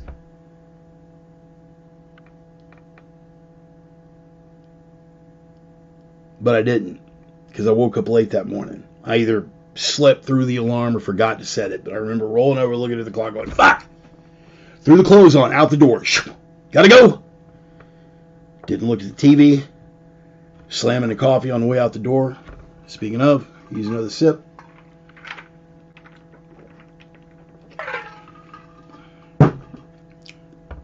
Didn't turn on the radio. Hustling my ass to get to work. And I noticed that traffic was unusually light. And that the driving patterns of other people on the road was a little unusual. Something was just odd about it. And then I got to the shop. I was working for a satellite company at the time. I walked in, the shop was empty. I thought, what, is it a federal holiday I forgot about? What the fuck is going on? And I walked into the office and everybody was clustered around the TV. And I remember John Rose. I'll not forget the dude's name. John Rose turned around and looked at me and he was like, oh, bro, I got to know what you think about this. What I think about what? At the time, they were talking about a truck bomb outside the Pentagon. That's the media narrative. Truck bomb outside the Pentagon. A truck bomb outside the Pentagon? Oh, no, dude. No. Look what happened in New York. What the fuck happened in New York? Oh, shit. And I sat there in slack-jawed fucking disbelief. The only thing I could think of is I need to get my daughter. Being a lifelong prepper, yeah, I had a plan worked out with my child, who was 13 years old at the time. If something happens, you go to this point and you wait for daddy until he gets there, no matter what. If you are forced to leave, you go to this secondary point and you wait there until I get there, no matter what. Backups to backups. And I was already thinking, fuck, I gotta get Alex.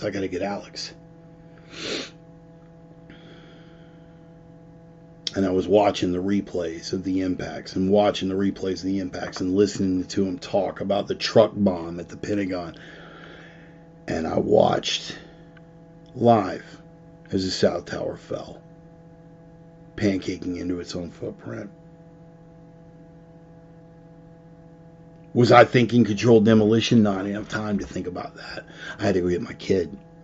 And so I jumped into my Pathfinder and I hauled ass down to get my child. She was there. She had the school's resource officer walk her to that point, and a buddy of mine, relatively notable Houston tattoo artist named Tiger John Miller, he saw her on her way to that point. And he said, hey man, why don't you just come on back to the tattoo shop? And she said, no, I gotta wait for him here. And he waited with my daughter until I got there. Tiger John was a good man for me that day. We got through the day and I wasn't buying it. But that fear, boy, oh God, that fear. Boy, they sold it. He sold it.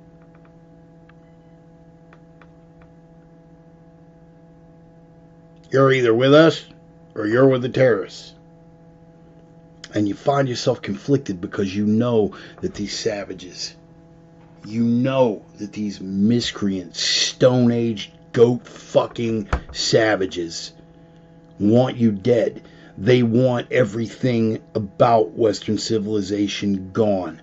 They are antithetical to progress. They are antithetical to the evolution of us as a species. They resent our very existence. So are they a threat? Legitimately, yes, they fucking are. Is this something to be afraid of, that this kind of thing is just going to start happening all the time? How many years are we out now? 21? Have we had a repeat performance?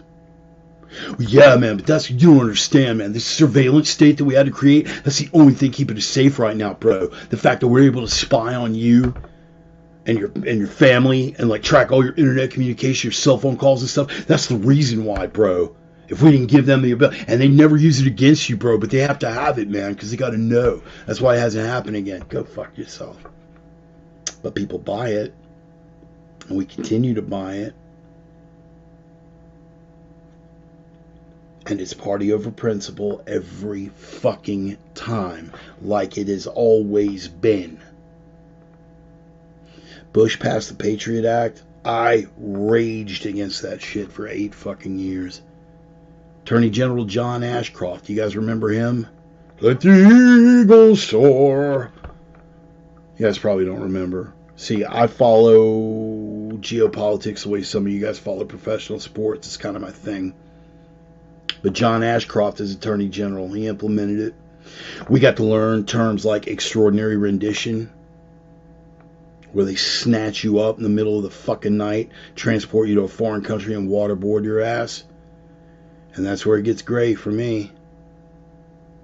Because as far as waterboarding is concerned, honestly, it's probably the closest thing these fuckers have seen to a bath in years. But I'm not going to sit here and tell you that waterboarding is not torture. You guys remember a DJ by the name of Mancow Muller, right? He was being very callous on the air and joking about waterboarding and things like that. And somebody said, all right, man, I'm going to post a certain amount of money. You get waterboarded and you tell me it's not torture. And he went on the air. He had the balls to put his money where his mouth was. And he got waterboarded. He came off that table real fucking quick. Oh my God, that's torture. Oh my God, that's torture. If you doubt it, find a friend that you trust. Or, if you're inclined to weird shit in the bedroom like some people I can name, try it yourself. Have your lover do it to you. Or your dom. Whoever you're working with. Have them waterboard your ass. That shit is torture. It's torture, and it will elicit what? Fear! That's what it's supposed to elicit. Fear. Fear. Fear is the fucking motivator. Fear. Fear and conformity. Fear and conformity. Fear and conformity. Those are the motivators. Always have been. And always been the most effective motivators and continue to be. So they sold us on this fear. And why wouldn't we believe the fear? Why wouldn't we get on board for the fucking fear? Because we just seen something the likes of which we would not have thought possible. Now the Pentagon, of course, couldn't possibly have anticipated it. I mean, the thought of terrorists using planes as missiles to fly into the World Trade Center? I mean, who possibly could have seen that coming? Chris Carter. Who's Chris Carter? Is he some defense analyst? Nope. He's the creator of the X-Files. Because in the pilot episode of the spin-off series, The Lone Gunman, if you guys are X-Files fans, you already know. And if you don't, look it up. In the pilot episode of The Lone Gunman, the plot was a corporation that needed to make plenty of money in weapon sales due to a foreign war was going to hijack a passenger airliner and use it as a missile to crash into the World Trade Center to justify a war. That was the pilot episode. That was March or April of 2001. And in September of 2001, what happened? Chris Carter, a TV producer, and a band of writers in Hollywood, they certainly saw it as a possibility, but not the Pentagon. Watching that testimony, watching Colin Powell, watching Condoleezza Rice, watching all these intelligence executives, and nobody could have seen that. You couldn't have possibly expected us to anticipate that terrorists might use fucking passenger airliners as a missile. I mean, unless you've been watching Fox, like, for the past few months. But that fear they sold us, we never would have anticipated such a thing was possible. Or if it was, it would only have existed in a television show. But now we're watching it in real life. We are watching people live on cable news plunging off of buildings, orienting themselves head down to make sure that it's quick when they hit impact. We're watching this happen live. We're watching these monuments to American prosperity and the evils that go along with it. We watched them collapse into their own fucking footprint. We watched that live. Visceral images selling that fear. And that fear, good reference on that too, by the way, Neil. It was in a Tom Clancy novel against Congress. No shit. No shit, Bill. I did not know that. I did not know that. I don't read a whole lot of... In fact, I've only read one book. I read Rainbow Six. That's the only Clancy I've ever read. I tried to read Clancy one time when I was locked up because we were limited on reading material. The problem that I have with Clancy was that he'd spend 2 sentences developing the character and then 3 paragraphs. 3 paragraphs talking about all the cool gee whiz gadgetry and shit that the character was carrying. You know, I don't know. Not a fan, but I don't do a whole lot of fiction. But that's really cool. I was not aware of that, Bill. Thank you for bringing that up and for sharing that and for sharing with the rest of the class. They sold that fear. Radical Muslims under every fucking bed. Only the thing was, they weren't actually going after the radical Muslims that really were out there. In fact, if you tried to say something bad about radical Islam, you were still labeled. Again, you got to narrow the window of what we're actually able to talk about and how we're able to talk about it. You still couldn't say Islamic radical Islam. You couldn't say it. Those fucking Muslims, man. No, you couldn't say that because now you're Islamophobic. But we're all agreed that we've got to abandon all pretense at privacy and civil liberties because we've got to fight these people who happen to be radical Muslims, that happen to be from this place over there, that happen to want all the things that radical Muslims want. But we can't say fucking radical Muslims because that's hateful and xenophobic. But that fear, we can let that run unchecked. Why? Because that accomplishes the goal. And what is the goal? Authoritarianism. What is the goal? You have to give us this just for a while to keep you safe. It's an emergency, don't you see? And once the crisis has passed and there's nothing to be afraid of anymore, because we've come to save you, this will all go away. Really. I'm still taking my shoes off at the airport, Sparky. I still got to run a VPN to keep you from tracking my shit, and I'm sure you're able to anyway, which is why I don't run a VPN. You guys may have noticed I make no pretense of restraint. I make no pretense of staying in the shadows, keeping a low profile, man. I'm off the radar. I make no pretense at that because I won't tolerate the pretense that it makes a fucking bit of difference. You're not off the radar. You're just avoiding the fight. Oh, what? You got no social media profile? Right? You got no paper trail. Maybe you got a Dropbox, fake address, things like that. Oh yeah, dude, you're a real cloak and dagger guy. All that means is that it'll take them 7 seconds to find me. It'll take them 6 minutes to find you. The goal of power is power, goddamn right. It was right after the hole not big enough for a 747, more like a rocket. Certainly wasn't for a 747, but I think the actual... I was just having this discussion with my son before I came on, David. It was a 737... no, I take it back. 757. The towers were designed to withstand multiple hits from 707s, and everybody said, yeah, but it was a 757. Yeah, 757 was a lighter plane. It was a lighter weight plane. So...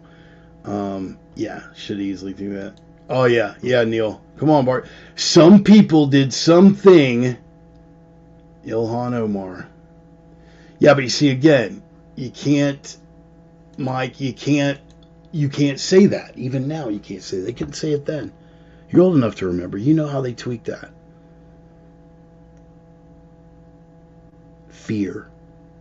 Fear within the prospects, and they're even going to tell you, they're not just going to tell you what to fear, they're going to tell you how to fear.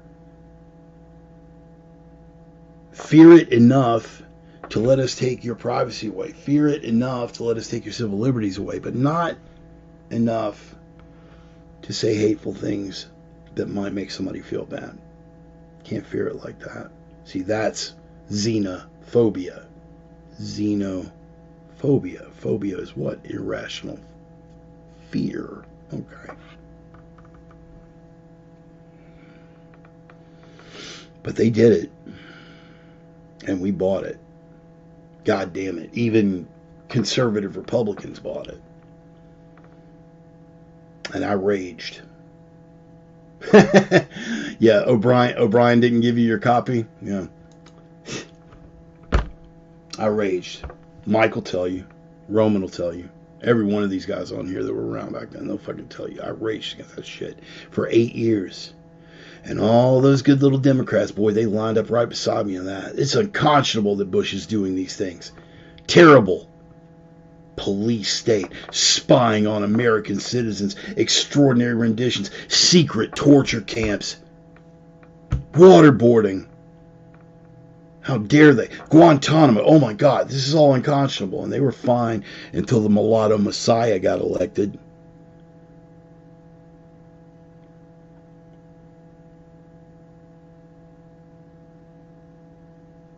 The parts of the Bush doctrine that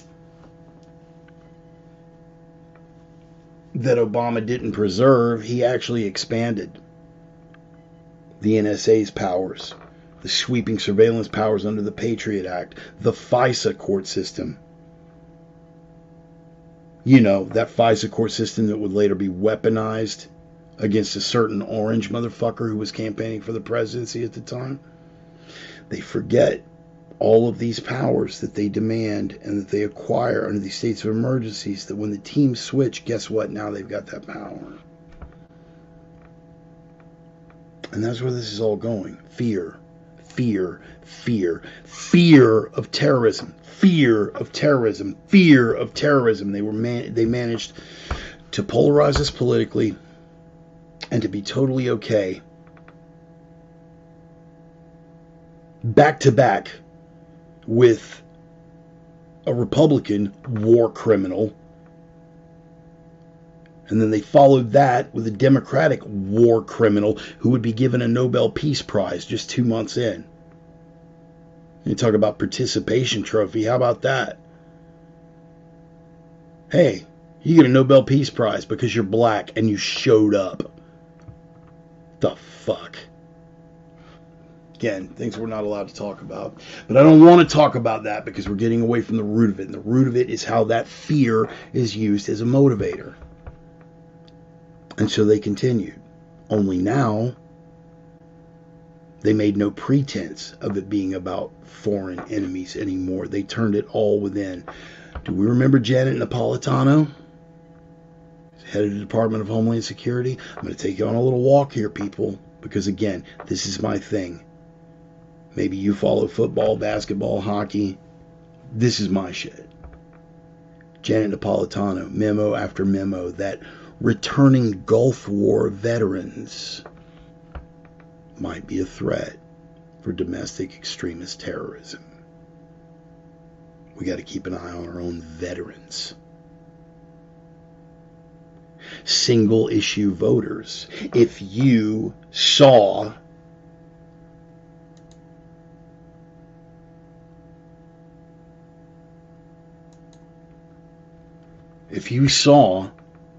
what was going on at the border and went, wow, this is out of hand, and you were making a big deal about it, they got to keep an eye on you. You're potentially radicalized, a violent extremist. And the same people that had stood side by side with me, shaking our fist at the sky in opposition to everything that the Bush junta had done, suddenly had no problem with it. No longer any pretense. Why? Because of the fear. Because you got their boogeyman.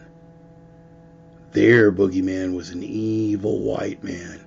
Their boogeyman was an evil, evil conservative white man, desperately clinging to his Bible and his guns and his outdated mentality.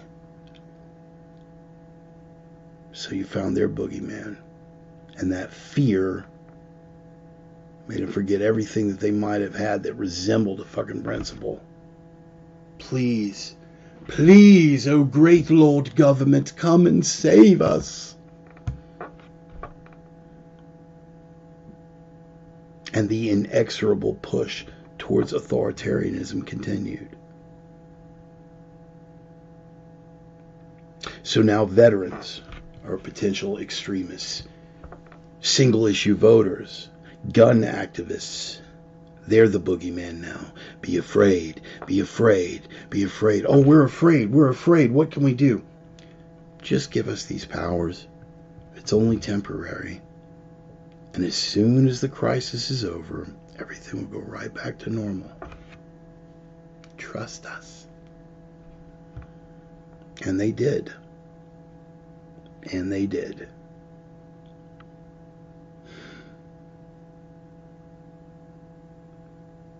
They continued to do so right up and past the election of the Mango Menace himself, Darth Cheeto.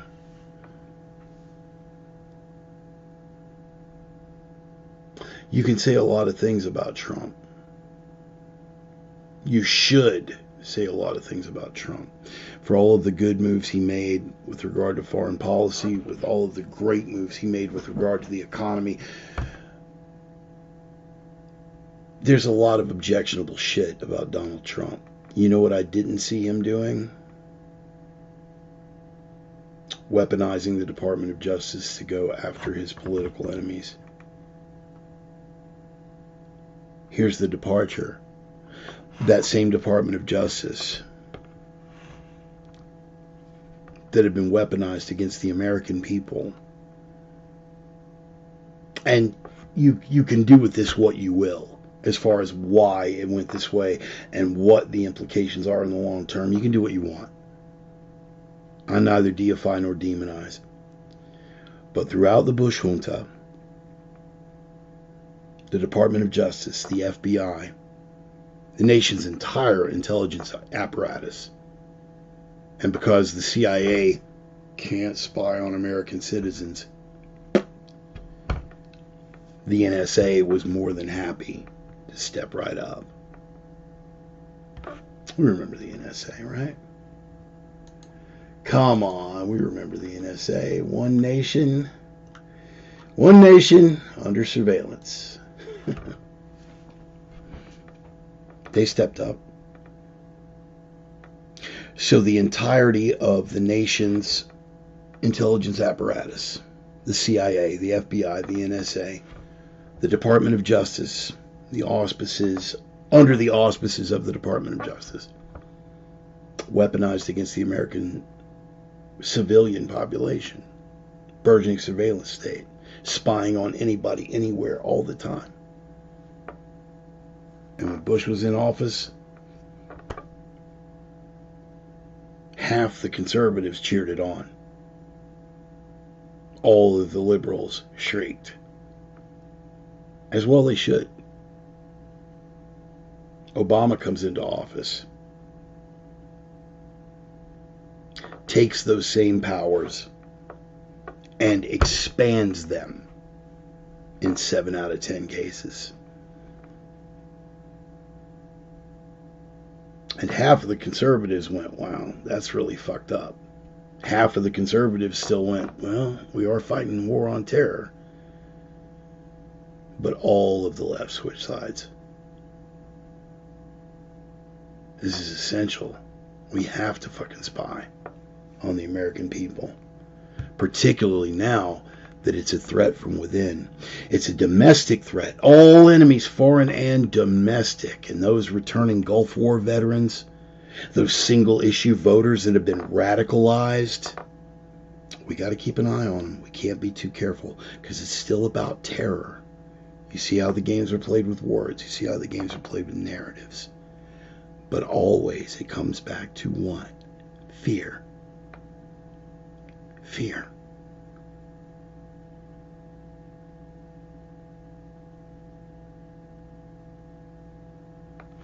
So Darth Cheeto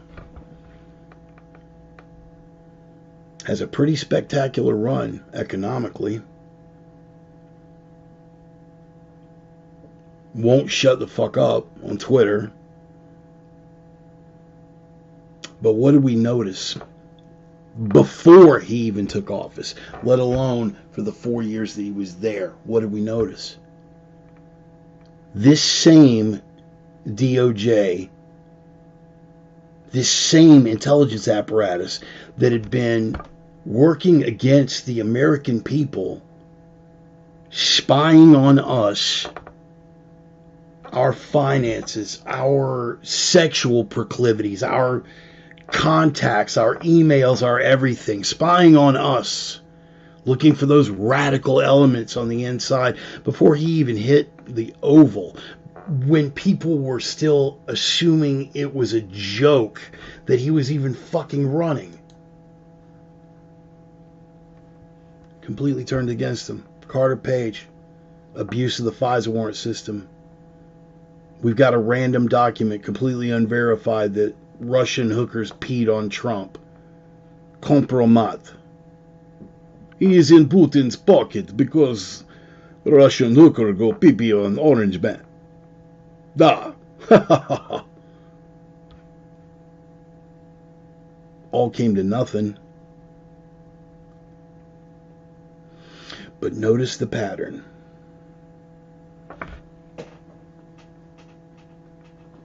Yes, the news leans liberal. Yes, the news leans left. But when you had a Republican in office, George W. Bush, in the run-up to the Gulf War,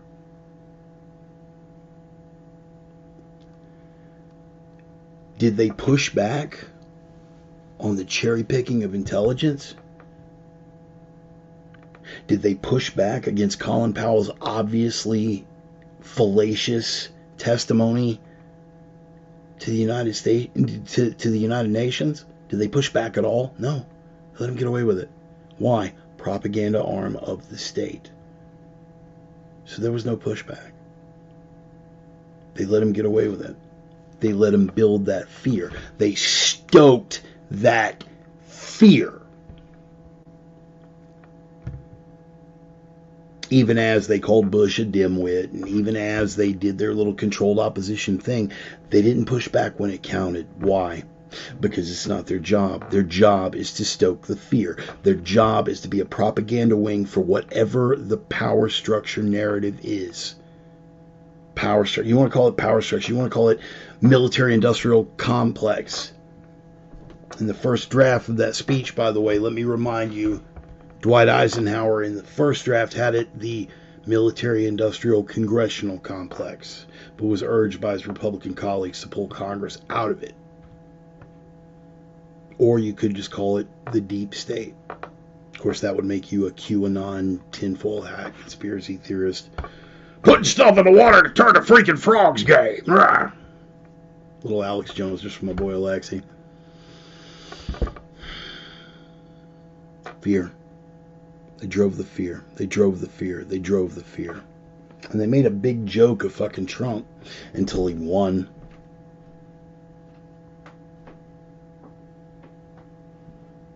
And then he turned around, they stoked the fear on that. Putin's puppet in the White House. Compromat. Russian hookers peed on him. There's a video. All of his followers are racist. There's a new fucking push for white supremacy. Look what happened in Charlottesville. Very fine people on both sides. Blah, blah, blah, blah, blah. They stoked that fear of the Orange Man. Didn't work out too well for him. So they got progressively more deranged over the course of 4 years. And then the domestic extremist thing really kicked into gear. Because how do you justify the expansion of power's fear? And then we hit an odd thing with COVID. The few truly principled people that had stood with me through both extremes politically, opposed the establishment of the Patriot Act and the surveillance state under Bush, opposed the expansion of federal control and federal overreach under Obama, and you start to think, wow, maybe these guys really are principled in their anti-authoritarianism. But no, it wasn't a matter of principle. They just hadn't found the right fucking boogeyman yet. Along come a germ. And the push to promote that fear and the success of which they were capable in said promotion of said fear is something the likes of which I have never witnessed in my adult life. Utterly goddamn terrifying. I was afraid, not of the germ. I was afraid at the power that these people were able to lay down on the flimsiest of premise. 99.8% survival rate across the board. And on that, they were able to sell shutting down an entire Western industrialized economy based on that flimsy premise. They were able to justify locking down entire sections of cities, forbidding people from leaving their homes. If you would have told me even 3 years ago that the United States government or any state government beneath them, local, municipality, whatever, would have said that by law you cannot gather in your church for Easter Sunday, and that God-fearing Christians would not only roll over and play dead for that, but that they would come out and criticize the Christians that had the spine and the stones to oppose it and show up for Easter Sunday anyway. Based on what? Fear.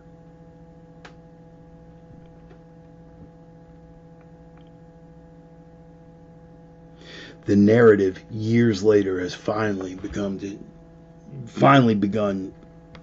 to completely disintegrate. We are just now scratching the surface of what we will ultimately find out about just how much that shit really cost us and on how many levels. But that's the subject for another discussion. As a motivator, as a generator of fear, they could not possibly have done better than this virus. A respiratory ailment with a survival rate in excess of 99.8% across the board. They not only justified lockdowns, they didn't even have to push. People begged. People not only allowed these egregious overreaches, they begged for more.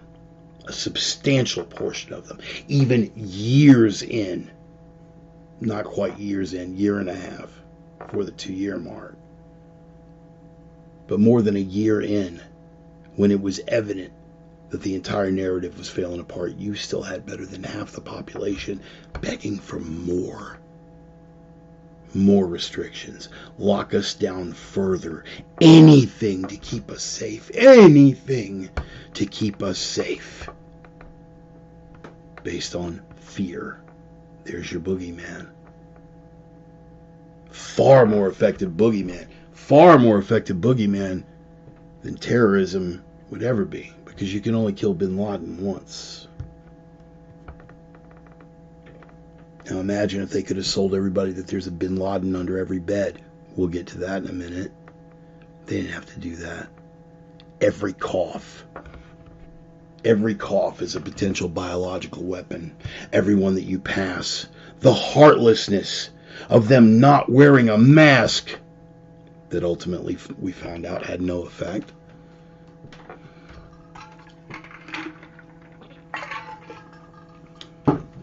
Fear and what? Conformity. I want you guys to look up mass formation psychosis.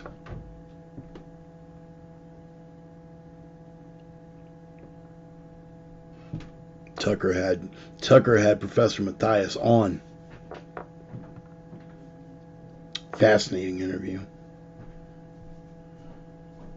But I've been reading that guy's work for a while. Mass formation psychosis. You play on the fear to get conformity. Anything to keep me safe. And you make people fearful not only of the virus, but people who oppose the narrative in the same way. I can make you afraid of the terrorists. But there's only so many terrorists, and like I said, you can only kill bin Laden once. So I've got to extend it. I got to make it to where it's not just the terrorists you have to look out for. It's those people that are helping them. Not outright helping them, but facilitating their operation. I don't need to just make you afraid of the virus. It's those people that just won't do what they're told. They're helping the virus. They're materially assisting this terror threat. This boogeyman.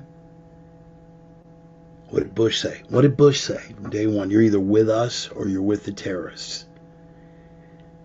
That fear is a motivator. That structure is exactly the same. You're either with government trying to save us all from this nasty, nasty respiratory virus. Take care, James. Hug Nelda for me.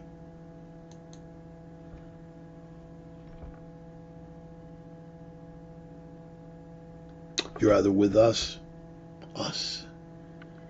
being those considerate people, the people that care, the people that are properly afraid. Because if you're not afraid enough, there's something suspect about you. Why aren't you afraid? Why aren't you afraid of the terrorists? Maybe it's because you don't see them as a threat because you're one of them. Now that wouldn't have sold with Middle Eastern terrorists, but once Napolitano's Justice Department started putting out those fucking memos where it was radicalized returning war vets,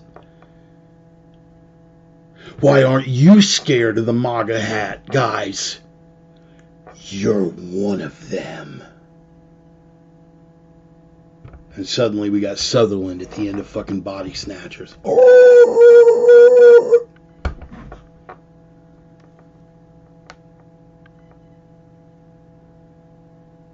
Fear.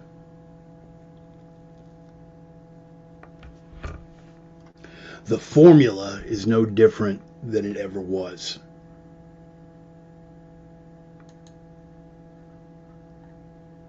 It's just that the optics have changed.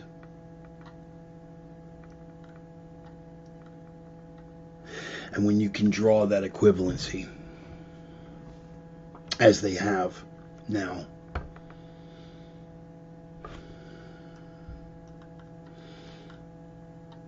but the approach and the difference in approaches, that's what disturbs me probably more profoundly than any other factor in this. Right here, Oh, shucks, y'all. Let's come on in for the big win with the home team. Boy, they kicked our asses in that first half, but we're going to come back out after that second half, and we're going to win this ball game. We're going to kick us some asses on some people, some bad people. You radical Muslims, right? No, now hold on now. No, wait, no. We're Americans. We're not going to hate on them. Here on this crusade. Hey, bro, you can't say crusade. You can't say crusade. Ixnay on the Ukraine. I mean, they're bad people, and you're either with us or you're with them, and we're gonna come out and kick. That's the optics. Oh shucks, let's get with the team. Come on in for the big win. It worked. Worked like a fucking charm. Bush knew how to pull that off. Dimwit son of a bitch, but he knew. He knew how to play that. He knew how to play that Texas good old boy charm, despite the fact that he's from a little town not too far outside of Beaumont called Kennebunkport, Maine. But but he played that all shucks shit. He played it to the fucking hilt. And he made it work, and then it turned into the fear. You're either with us or you're with the terrorists. Well, shit. You're not afraid of bin Laden? Maybe it's because you're a little too comfortable with him. Why? I'm only trying to keep you safe. The things that I'm doing, the only people that would be opposed to that would be terrorists. Same kind of wordplay that the Antifa maggots use. It's right there in the name, bro. Anti-fascist. So, I mean, if you oppose us, you must be like a fascist, bro. It's right there in the name. Fascist, deplorable, American.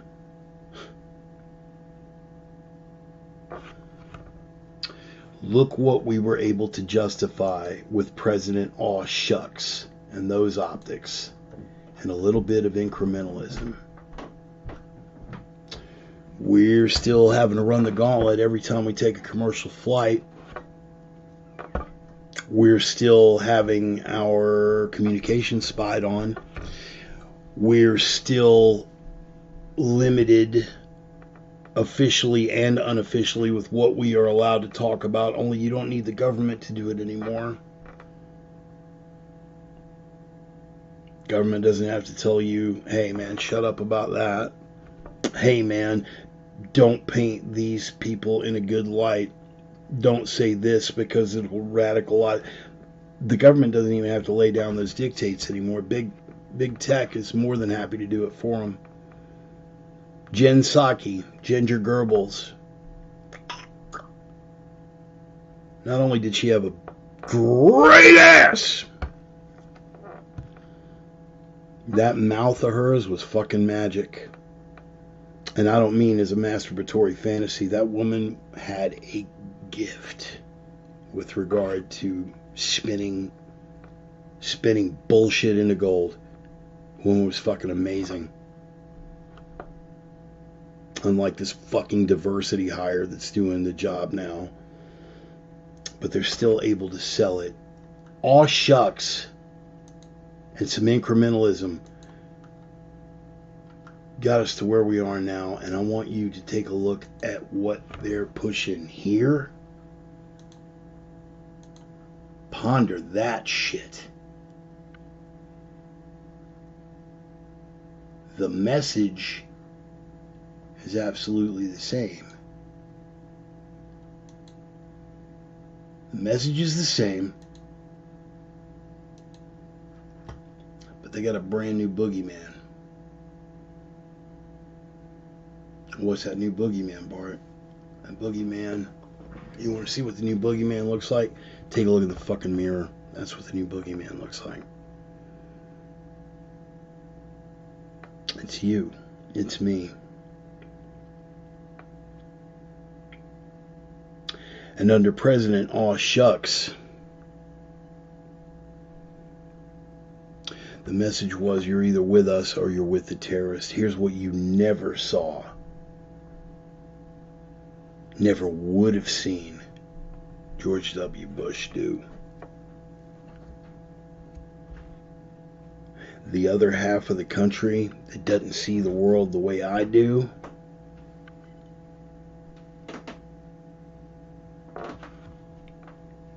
they are a threat to our very democracy. You say things in a big, bombastic, hyperbolic sort of way, like you're either with us or you're with the terrorists. That basically says, hey, man, you're either with America kicking ass, or you're with those people that are trying to kill us. Never with the kind of specificity that, hey, I know better than half y'all people didn't vote for me. Remember the 2000 election? Come on, guys, think. You guys were alive back then. I know I didn't even win the majority of the vote. But the reason why those people voted Democrat is because there's a hell of a lot of terrorists in among them Democrats, and that's why I got my opposition. I'm not exaggerating. That's literally what the fuck we got hit with barely over a week ago.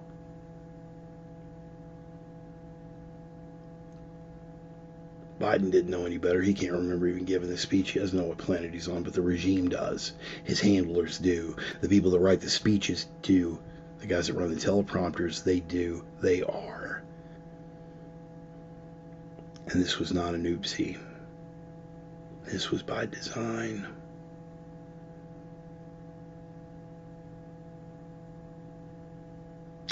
Now we've gone completely one step beyond, haven't we? They're getting desperate in the run-up to the midterms because they know that by any legitimate standard of measure, they're going to get crushed. There's no way around that now. They know it. The last desperate measures that they are throwing is to try to get indictments for the so-called insurrection on January the 6th and make it to where it's impossible for specific candidates to run. Because you can't hold office if you're under indictment for insurrection. So expect a big sweep of that. Guys, we're barely 60 days out. It's going to ramp up. They know.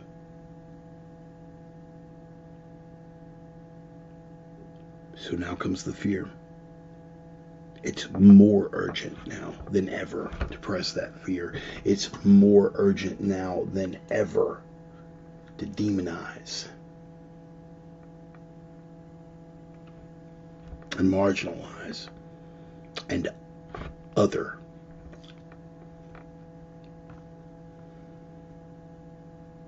I remember how disturbing it was for me when Napolitano and her DOJ first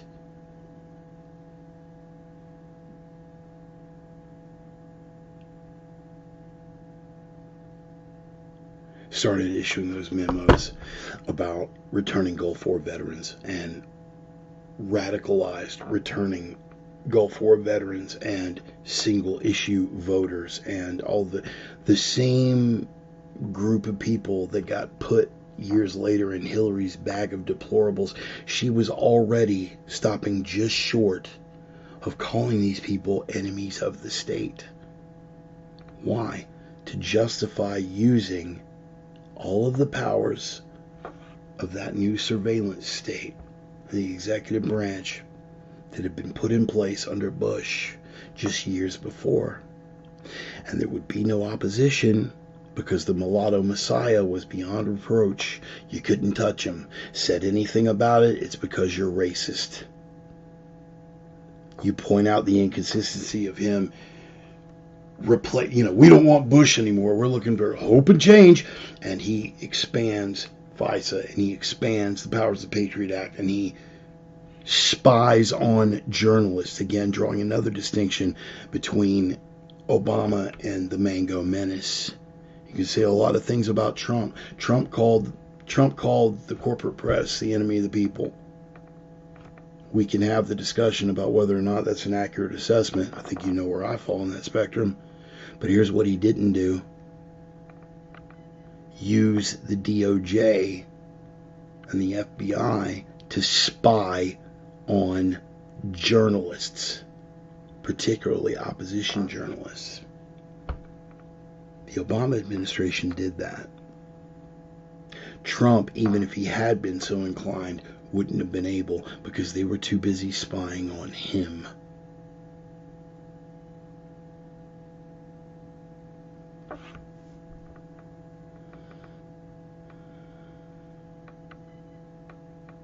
So here we are headed into the home stretch.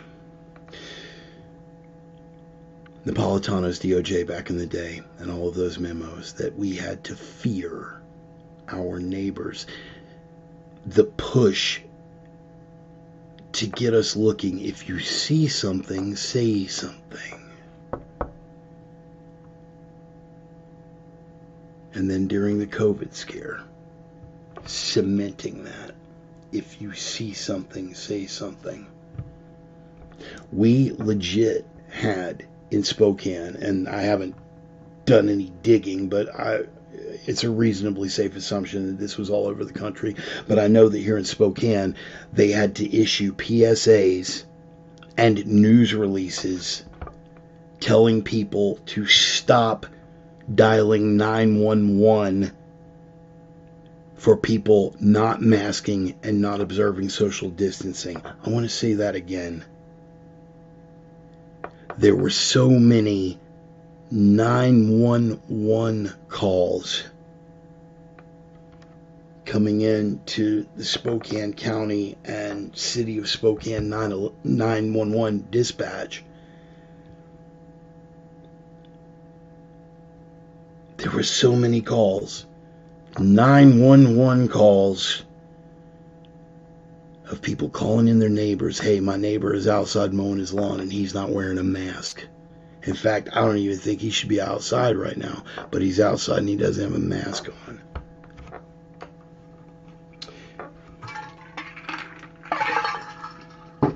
Hello, is this 911? I just saw a family playing together in the park and they weren't 6 feet apart. People were calling 911. If you see something, say something. Fear, fear, fear, fear, fear.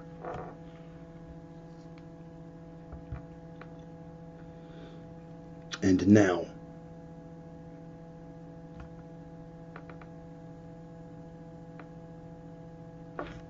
and David, that's an excellent point, by the way.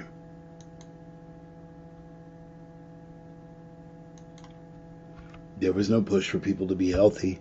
There was a push for people to obey. Don't try to actually help yourself. Don't try to do any research on your own. We will tell you what medicines are safe. We will tell you what medicines are effective and reliable. We will tell you how to behave. We will tell you when you can go outside. We will tell you when you're allowed to go back to church again. Fear, fear, fear, fear.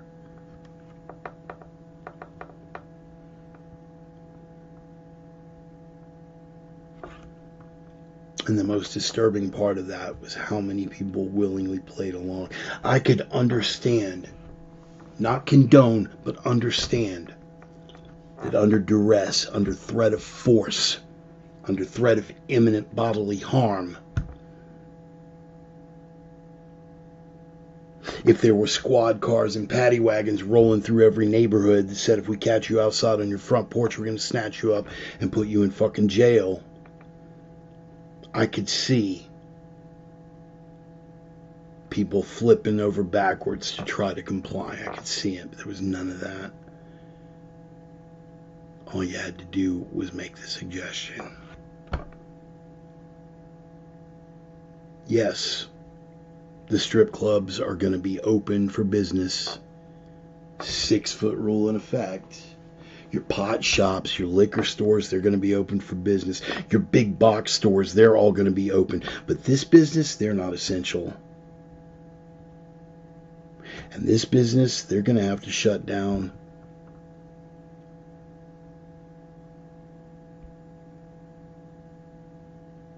Because virus, fear, fear, fear, fear.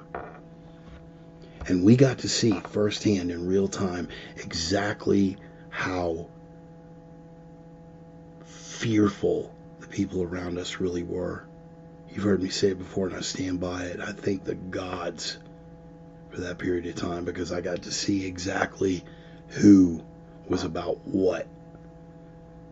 Who was opposed to authoritarianism on principle, and who was opposed to it just because they hadn't found the right boogeyman yet. And there were surprises on both ends of that spectrum, by the way. Fear. Do what we tell you. It's the only way you're going to be safe.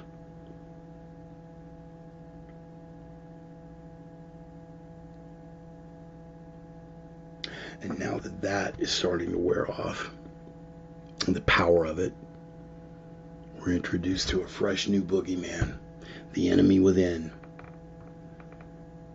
I don't know if you guys saw the interview, but a journalist, alleged journalist, Chuck Todd, MSNBC, sat in front of Kamala Harris,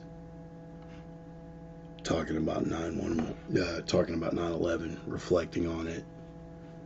Back then, the threat was from outside. Now we're facing a threat to democracy from within. Again, the way you frame this. Now we're facing that threat from within. So would you say that the danger to democracy is the same or greater from this new domestic threat? Notice it wasn't an open-ended question. Well, now there seems to be a threat on how do you stack that. It was nothing. It was very specifically framed. If you're wearing a MAGA hat, you're either the same threat of a member of Al Qaeda at the controls of a passenger jet, or hell, you could even be greater. Brief sidebar on the power of Orwellian doublethink. Biden, on the one hand, telling us that if we wanted to fight the government, we'd need F-15s. Your little AR-15 isn't going to be enough. You need tanks and planes and jets. And yet, at the same time, 200,000 people without a single AR-15 were the closest we'd come to losing our democracy since 9/11. How about that? Which is it, Sparky?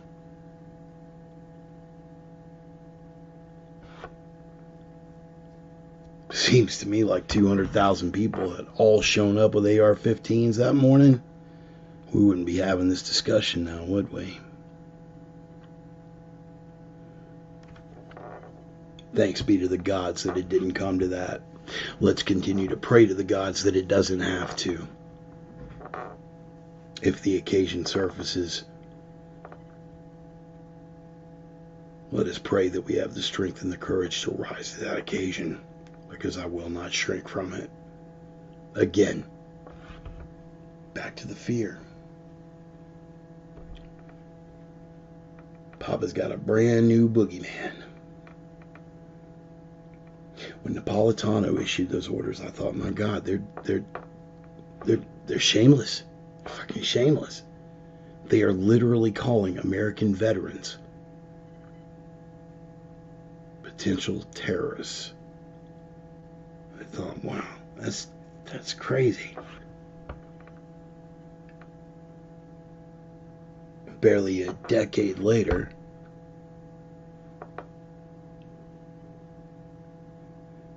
They're calling angry parents at school board meetings domestic terrorists.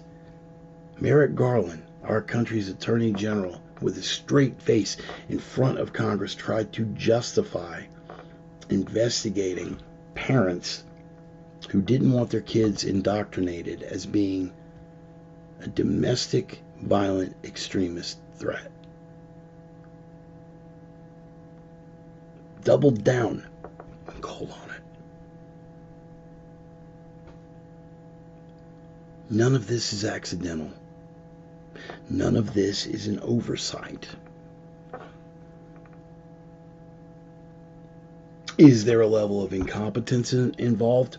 Certainly. But I think far less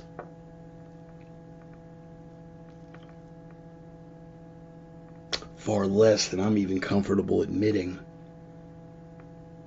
There are some people out there that are just stupid. There are some people out there that haven't done the homework, that are just pure Pollyanna grazers that will believe whatever they are told. But I think it's an insanely small number. A much larger majority know exactly what's going on, and they don't care. Not only do they not care, they encourage it.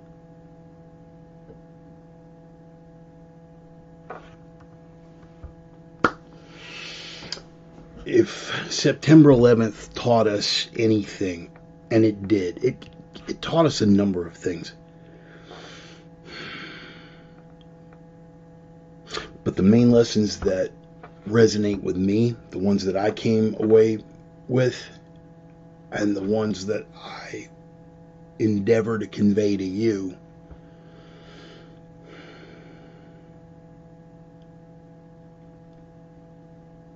is that our liberties are barely hanging on by a thread. They are a hell of a lot more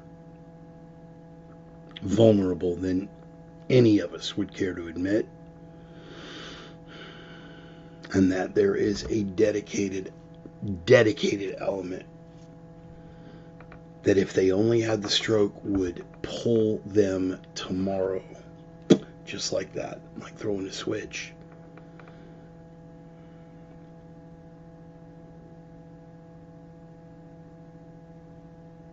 And those people, as I lay down this sermon, control the Oval Office and both houses of Congress. The latter two subject to change in the next couple of months. And they are desperate.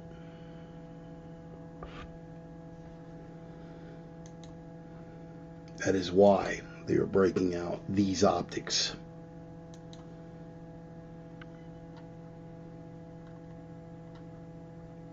To convince us that these people are the moral equivalent of these people.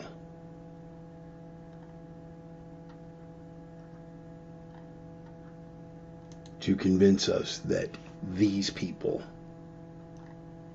oh, there's no difference between those people and people that did this.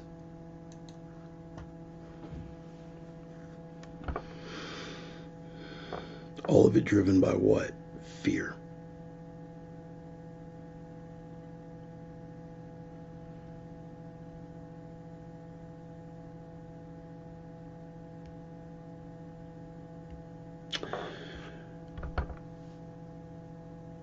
The solution,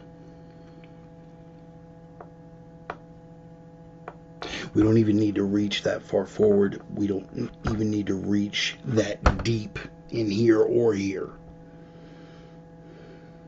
We could debate endlessly the necessity of having large stores of ammunition and supplies and being ready to dig in for the long haul, and you know, we're gonna rise up, and you know, we could do that all day long. And maybe we should, but not today. Today,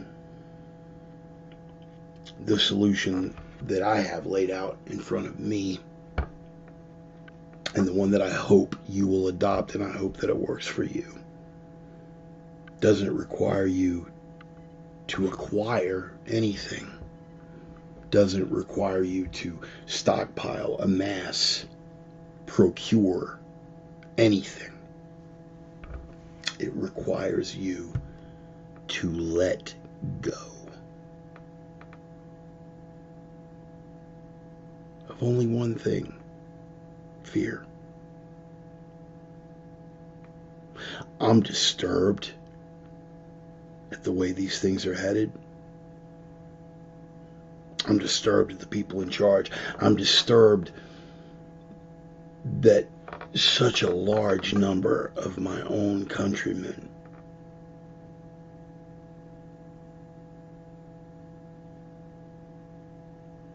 are unmotivated to not let this happen. But I cannot, will not,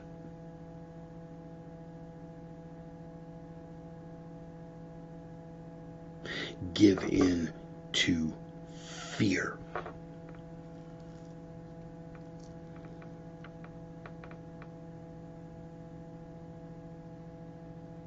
Franklin had a little word to say about that, right?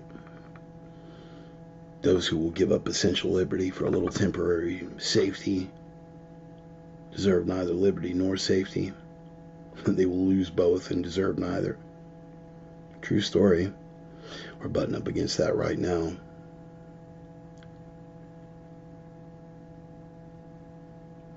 But no matter what,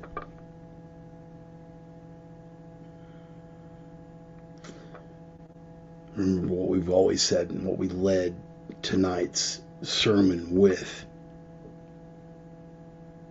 No matter what,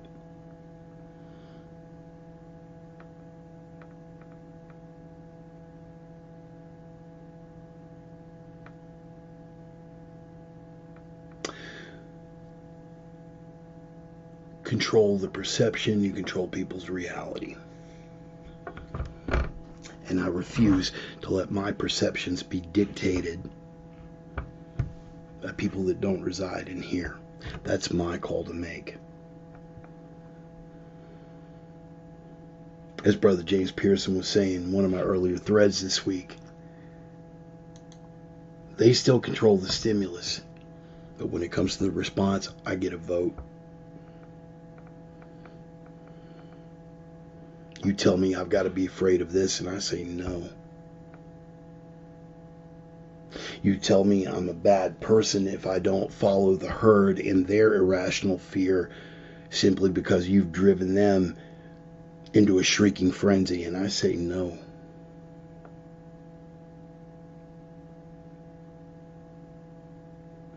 But in order for me to stand on that, I have to be in a position of strength, don't I?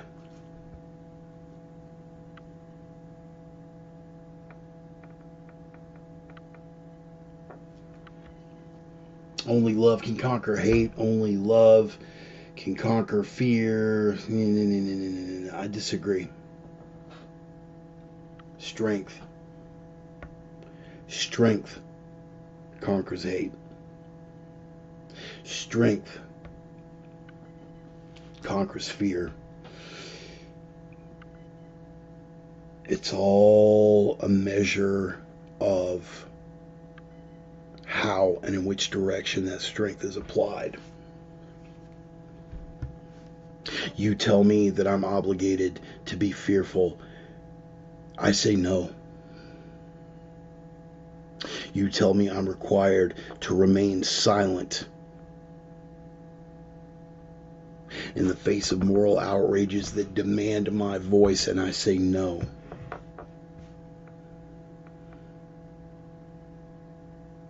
You tell me I'm required to sit in my own living room on some kind of imagined lockdown every fucking night with a glowing box on in front of me, a gun in my lap, and that Mad Owl guy telling me what to be afraid of. I say no.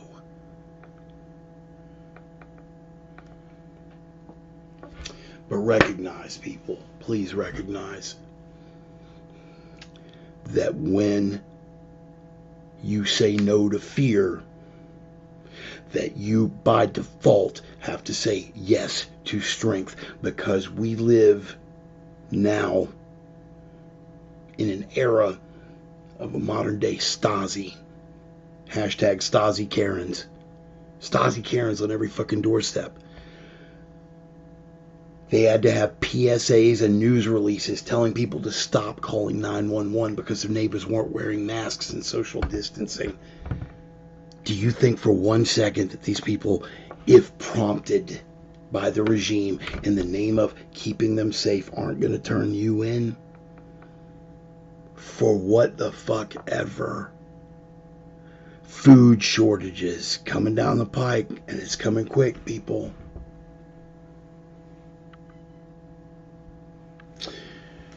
It's not right that some selfish Americans take an improper advantage of their privilege,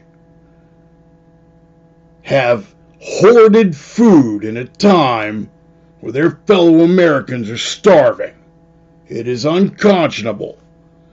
Therefore, by executive order, I am instituting a law saying that anyone who turns in one of these hoarders will be given a percentage of whatever we find. Oh, you think not? Guess again, Sparky.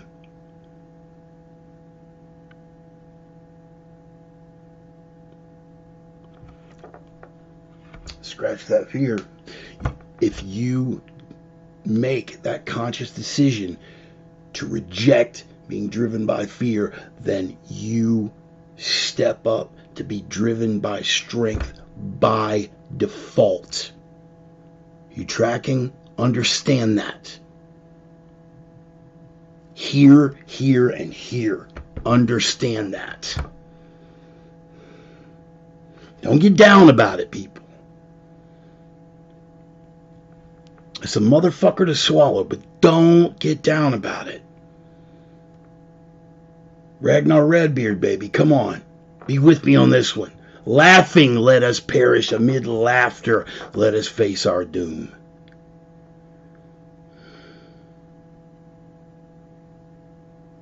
When you step up, Sparky, step up smiling. Number one, because it's psychological reinforcement. Number two, because it disturbs the hell out of them. Ajahn Pong in Houston. Any of you guys that had the honor of training with Group Pong. Smile, please. Kick, kick. Left now. Hook now. Punch now. Hook now. Punch now. Deep. Smile, please. Smile.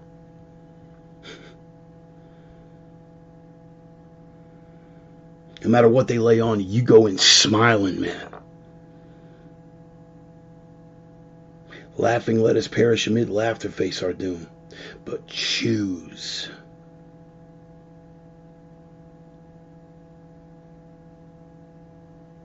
Because it is a choice. You cannot control the picture that they paint. You cannot control the way that they steer the opinion of lesser minds and weaker people. You cannot control that. You got fuck all stroke. Me, I can rant and rave about the shit for 2 hours and 58 minutes. But I'm not changing any policy. I'm certainly not competing with that Maddow guy for fucking ratings, am I? This is my gift to you. And anybody else who will listen. Take that gift and pass it around. Re-gift that motherfucker. Courage and strength is what's going to get us through this, people. Courage and strength is how we win.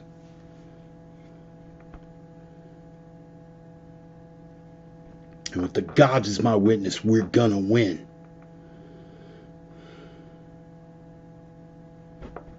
We are at that point. We're at the crest. And all it takes now is a simple word: no. You wouldn't want your neighbors to think badly of you. You better go along with us. No. You don't want people to think you're a grandma killer. You better get that jab. No. You got information that counteracts what we're trying to tell everybody. Well, you better hush up because we're going to take action. No.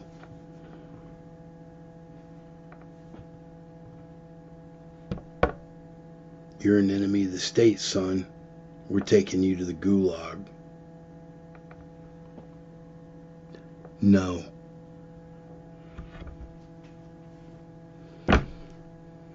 As long as I have this and it is operational, I have options. As long as these don't fail me, I've got options. As long as these don't fail me, I've got options, son. Are you tracking? You feel me? Can I get an amen?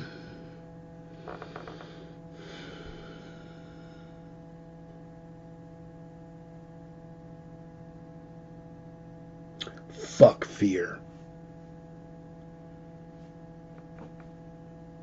You want a crash course in managing that fear? Look no further. And again, not saying he would necessarily be in line with my politics, but his study of fear and his understanding of fear management is beyond reproach. I'm talking about Coach Tony Blauer, Spear System. That was better than half the draw for me to seek him out before I'd ever even trained with the man. Was his understanding of the psychology and the physiology of fear, how to manage it. Maybe you don't want to learn the Spear System. Maybe you're not out there like my brother James Pearson. Maybe you're not out there like my brother Big John, Jonathan Jones down in San Antonio, or any of the other folks. But one thing you should look into is the fear management element of Spear.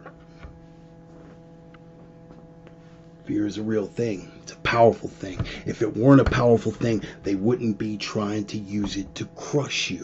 They wouldn't be trying to use it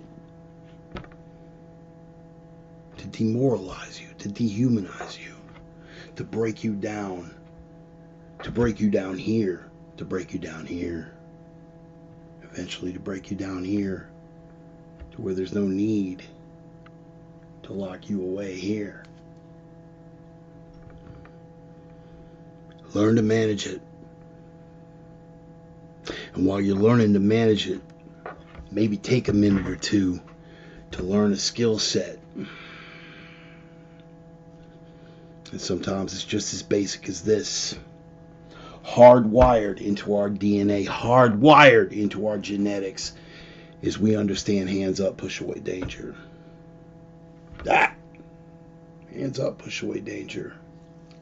Work that shit.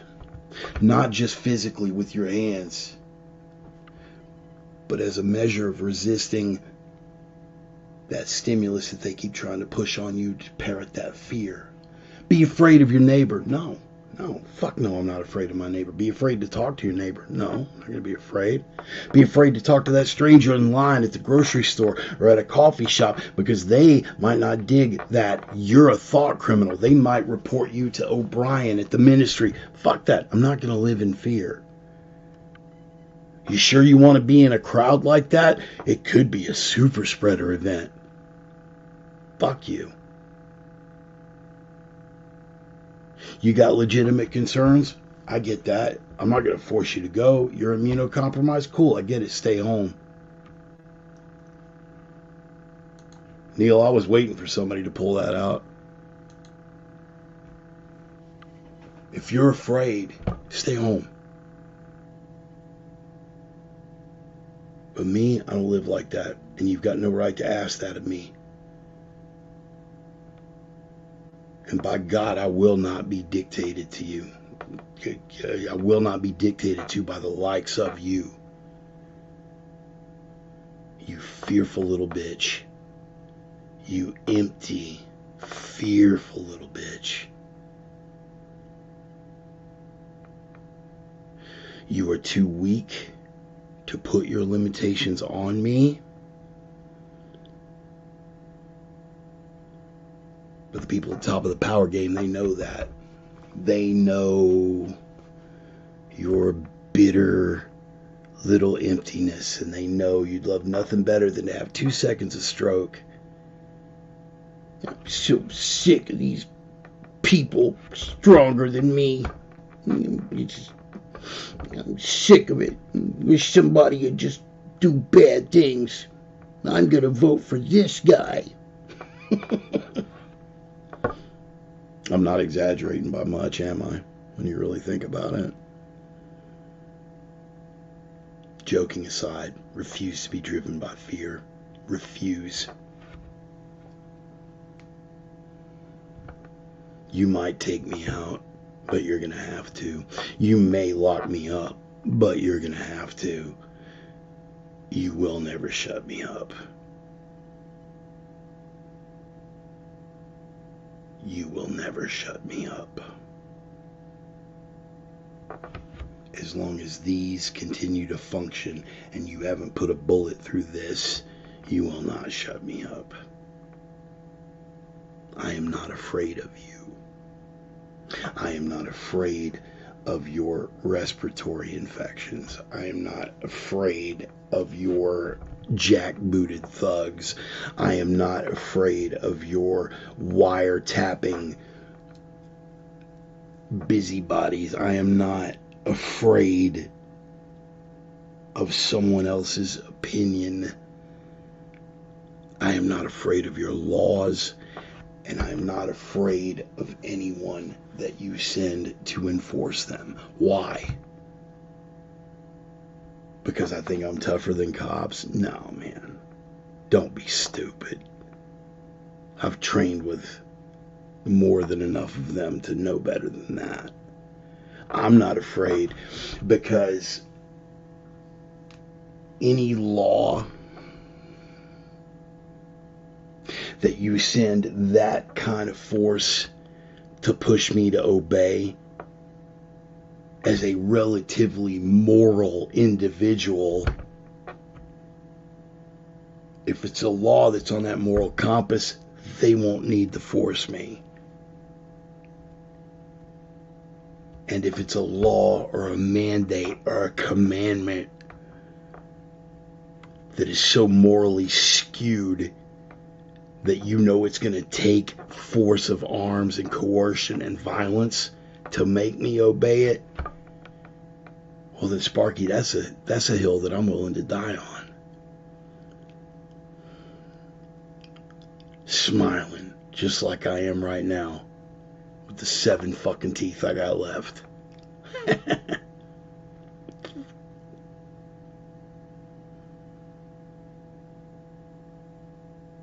Life's too short? No.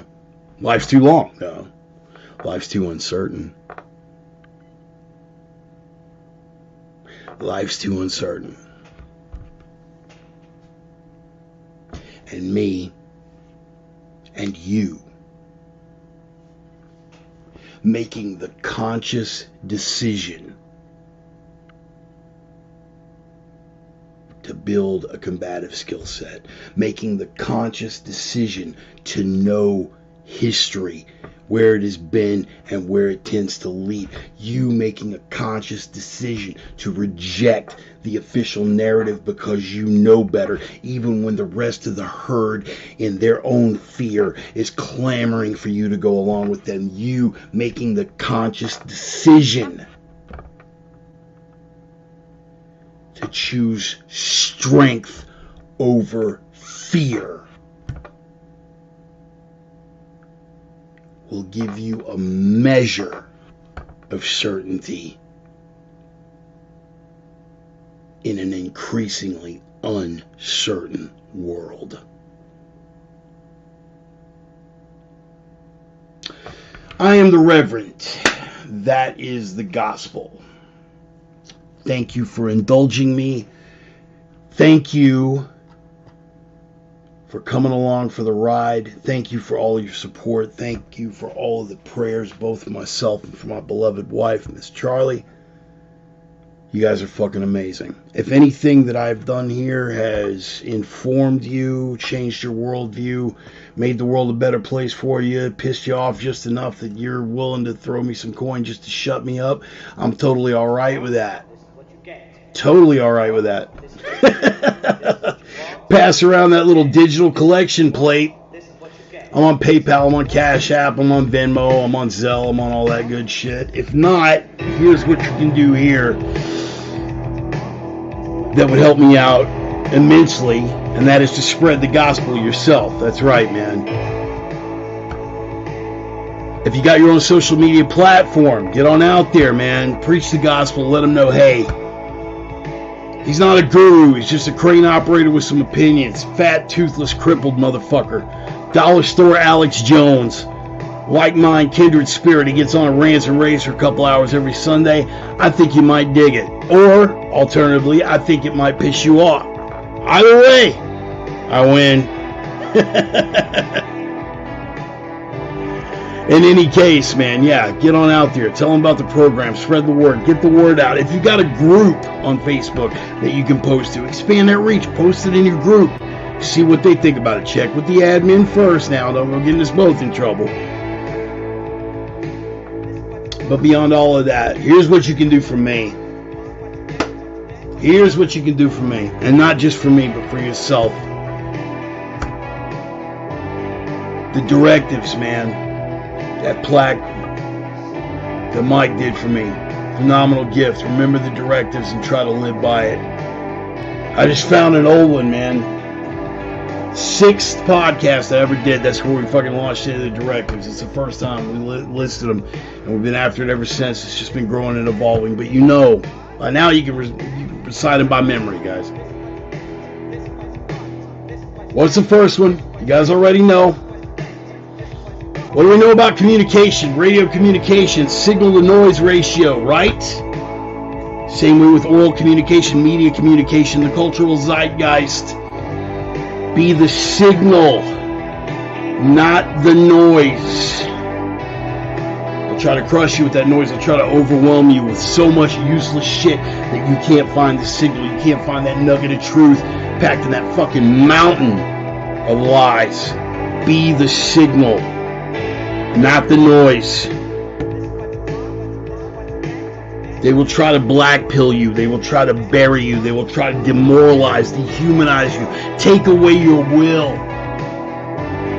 Not your will to fight, but your will to fucking live, your will to stand, your will to move forward. They will try to take that away from you by burying you in the darkness. You've got to be that light. Sometimes even when it's radiating from a place of darkness, and you're having to take yourself into some fucking dark places to get there, you've still got to be that light that breaks through the darkness. But the one that we've spent this whole sermon focusing on, essentially, in a roundabout way, at least the back half, is the most important one of all. Because it's the one that crushes the power of that fear. Fear can be a powerful motivator, not just for them trying to push it on you, but you trying to push it on yourself. You giving in to your own insecurities. I'm not good enough. I'm not fast enough. I'm too fucking fat. I don't have enough teeth. Whatever. They will find that and they will use it against you. My favorite Neil Peart lyric ever, and the knowledge that they fear is a weapon to be used against them. Know yourself, your capabilities and your limitations. Know yourself down to the core. Strive every day to be completely self-actualized. But in the final analysis, what counts more than anything else, of all of the directives, because this isn't just a Reverend Bart imperative. This is a biological imperative. It's a Darwinian imperative. You have got to be the strength in a world full of weakness, because without the strength, none of the other shit matters. I'm going to be the light. Okay, cool. Somebody comes along stronger than you, they're going to snuff that light right out. I'm going to be the signal that breaks through the fucking noise. Well, guess what, man? They just sent the government censors to come over and stifle your fucking signal, and you ain't strong enough? How long is that signal going to break through the noise, man? The number one primary directive, the iron rule, as it were, is to be that strength in a world full of weakness. Because without that, nothing else matters. Why are we going out with this song right here? You hear what we're doing in the back, right? On the Order of Death, Public Image Limited. Why are we going out on that? Because we are looking now at the end result of what these people have been pushing for.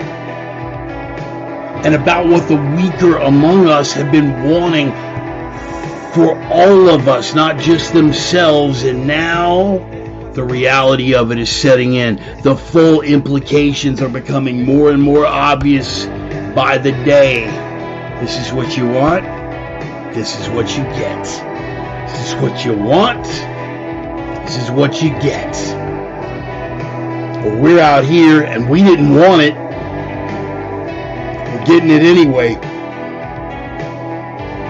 So the thing that gives us the fighting chance is being that strength in a world full of weakness. No matter what they throw at you, man. Laughing, let us perish. Amid laughter, let us face our doom. Keep that smile. Knuckles up, chin down, and a big fucking smile. Toothless smile in some cases, but a big fucking smile on your face. For all of my Reverends Rangers, my OG Prophets of Doom, and my sinner sisters out there, I love you all. Thank you for being here. Yet another Sunday sermon. Appreciate you all, man. You make me feel like less of a lone voice in the wilderness every time we do this, and I really, really appreciate it. I love y'all, man. Keep preaching the gospel. Stay strong. Signal out the noise. Light in the darkness. Strength among weakness. If you're going to go down fighting, man. Bring it from the heart. I love y'all. Thank you so much. Get there next Saturday. Go see Emmy for the potluck if you can make it out. Sorry I can't be there, but sooner or later down the road, we're going to make that happen too. I love y'all. See you next Sunday. I'm the Reverend. That is the gospel. Peace. I'm out. Thanks, guys. Thank you. This is what you want, this is what you get. This is what you want, this is what you get. This is what you want, this is what you get. This is what you want, this is what you get. This is what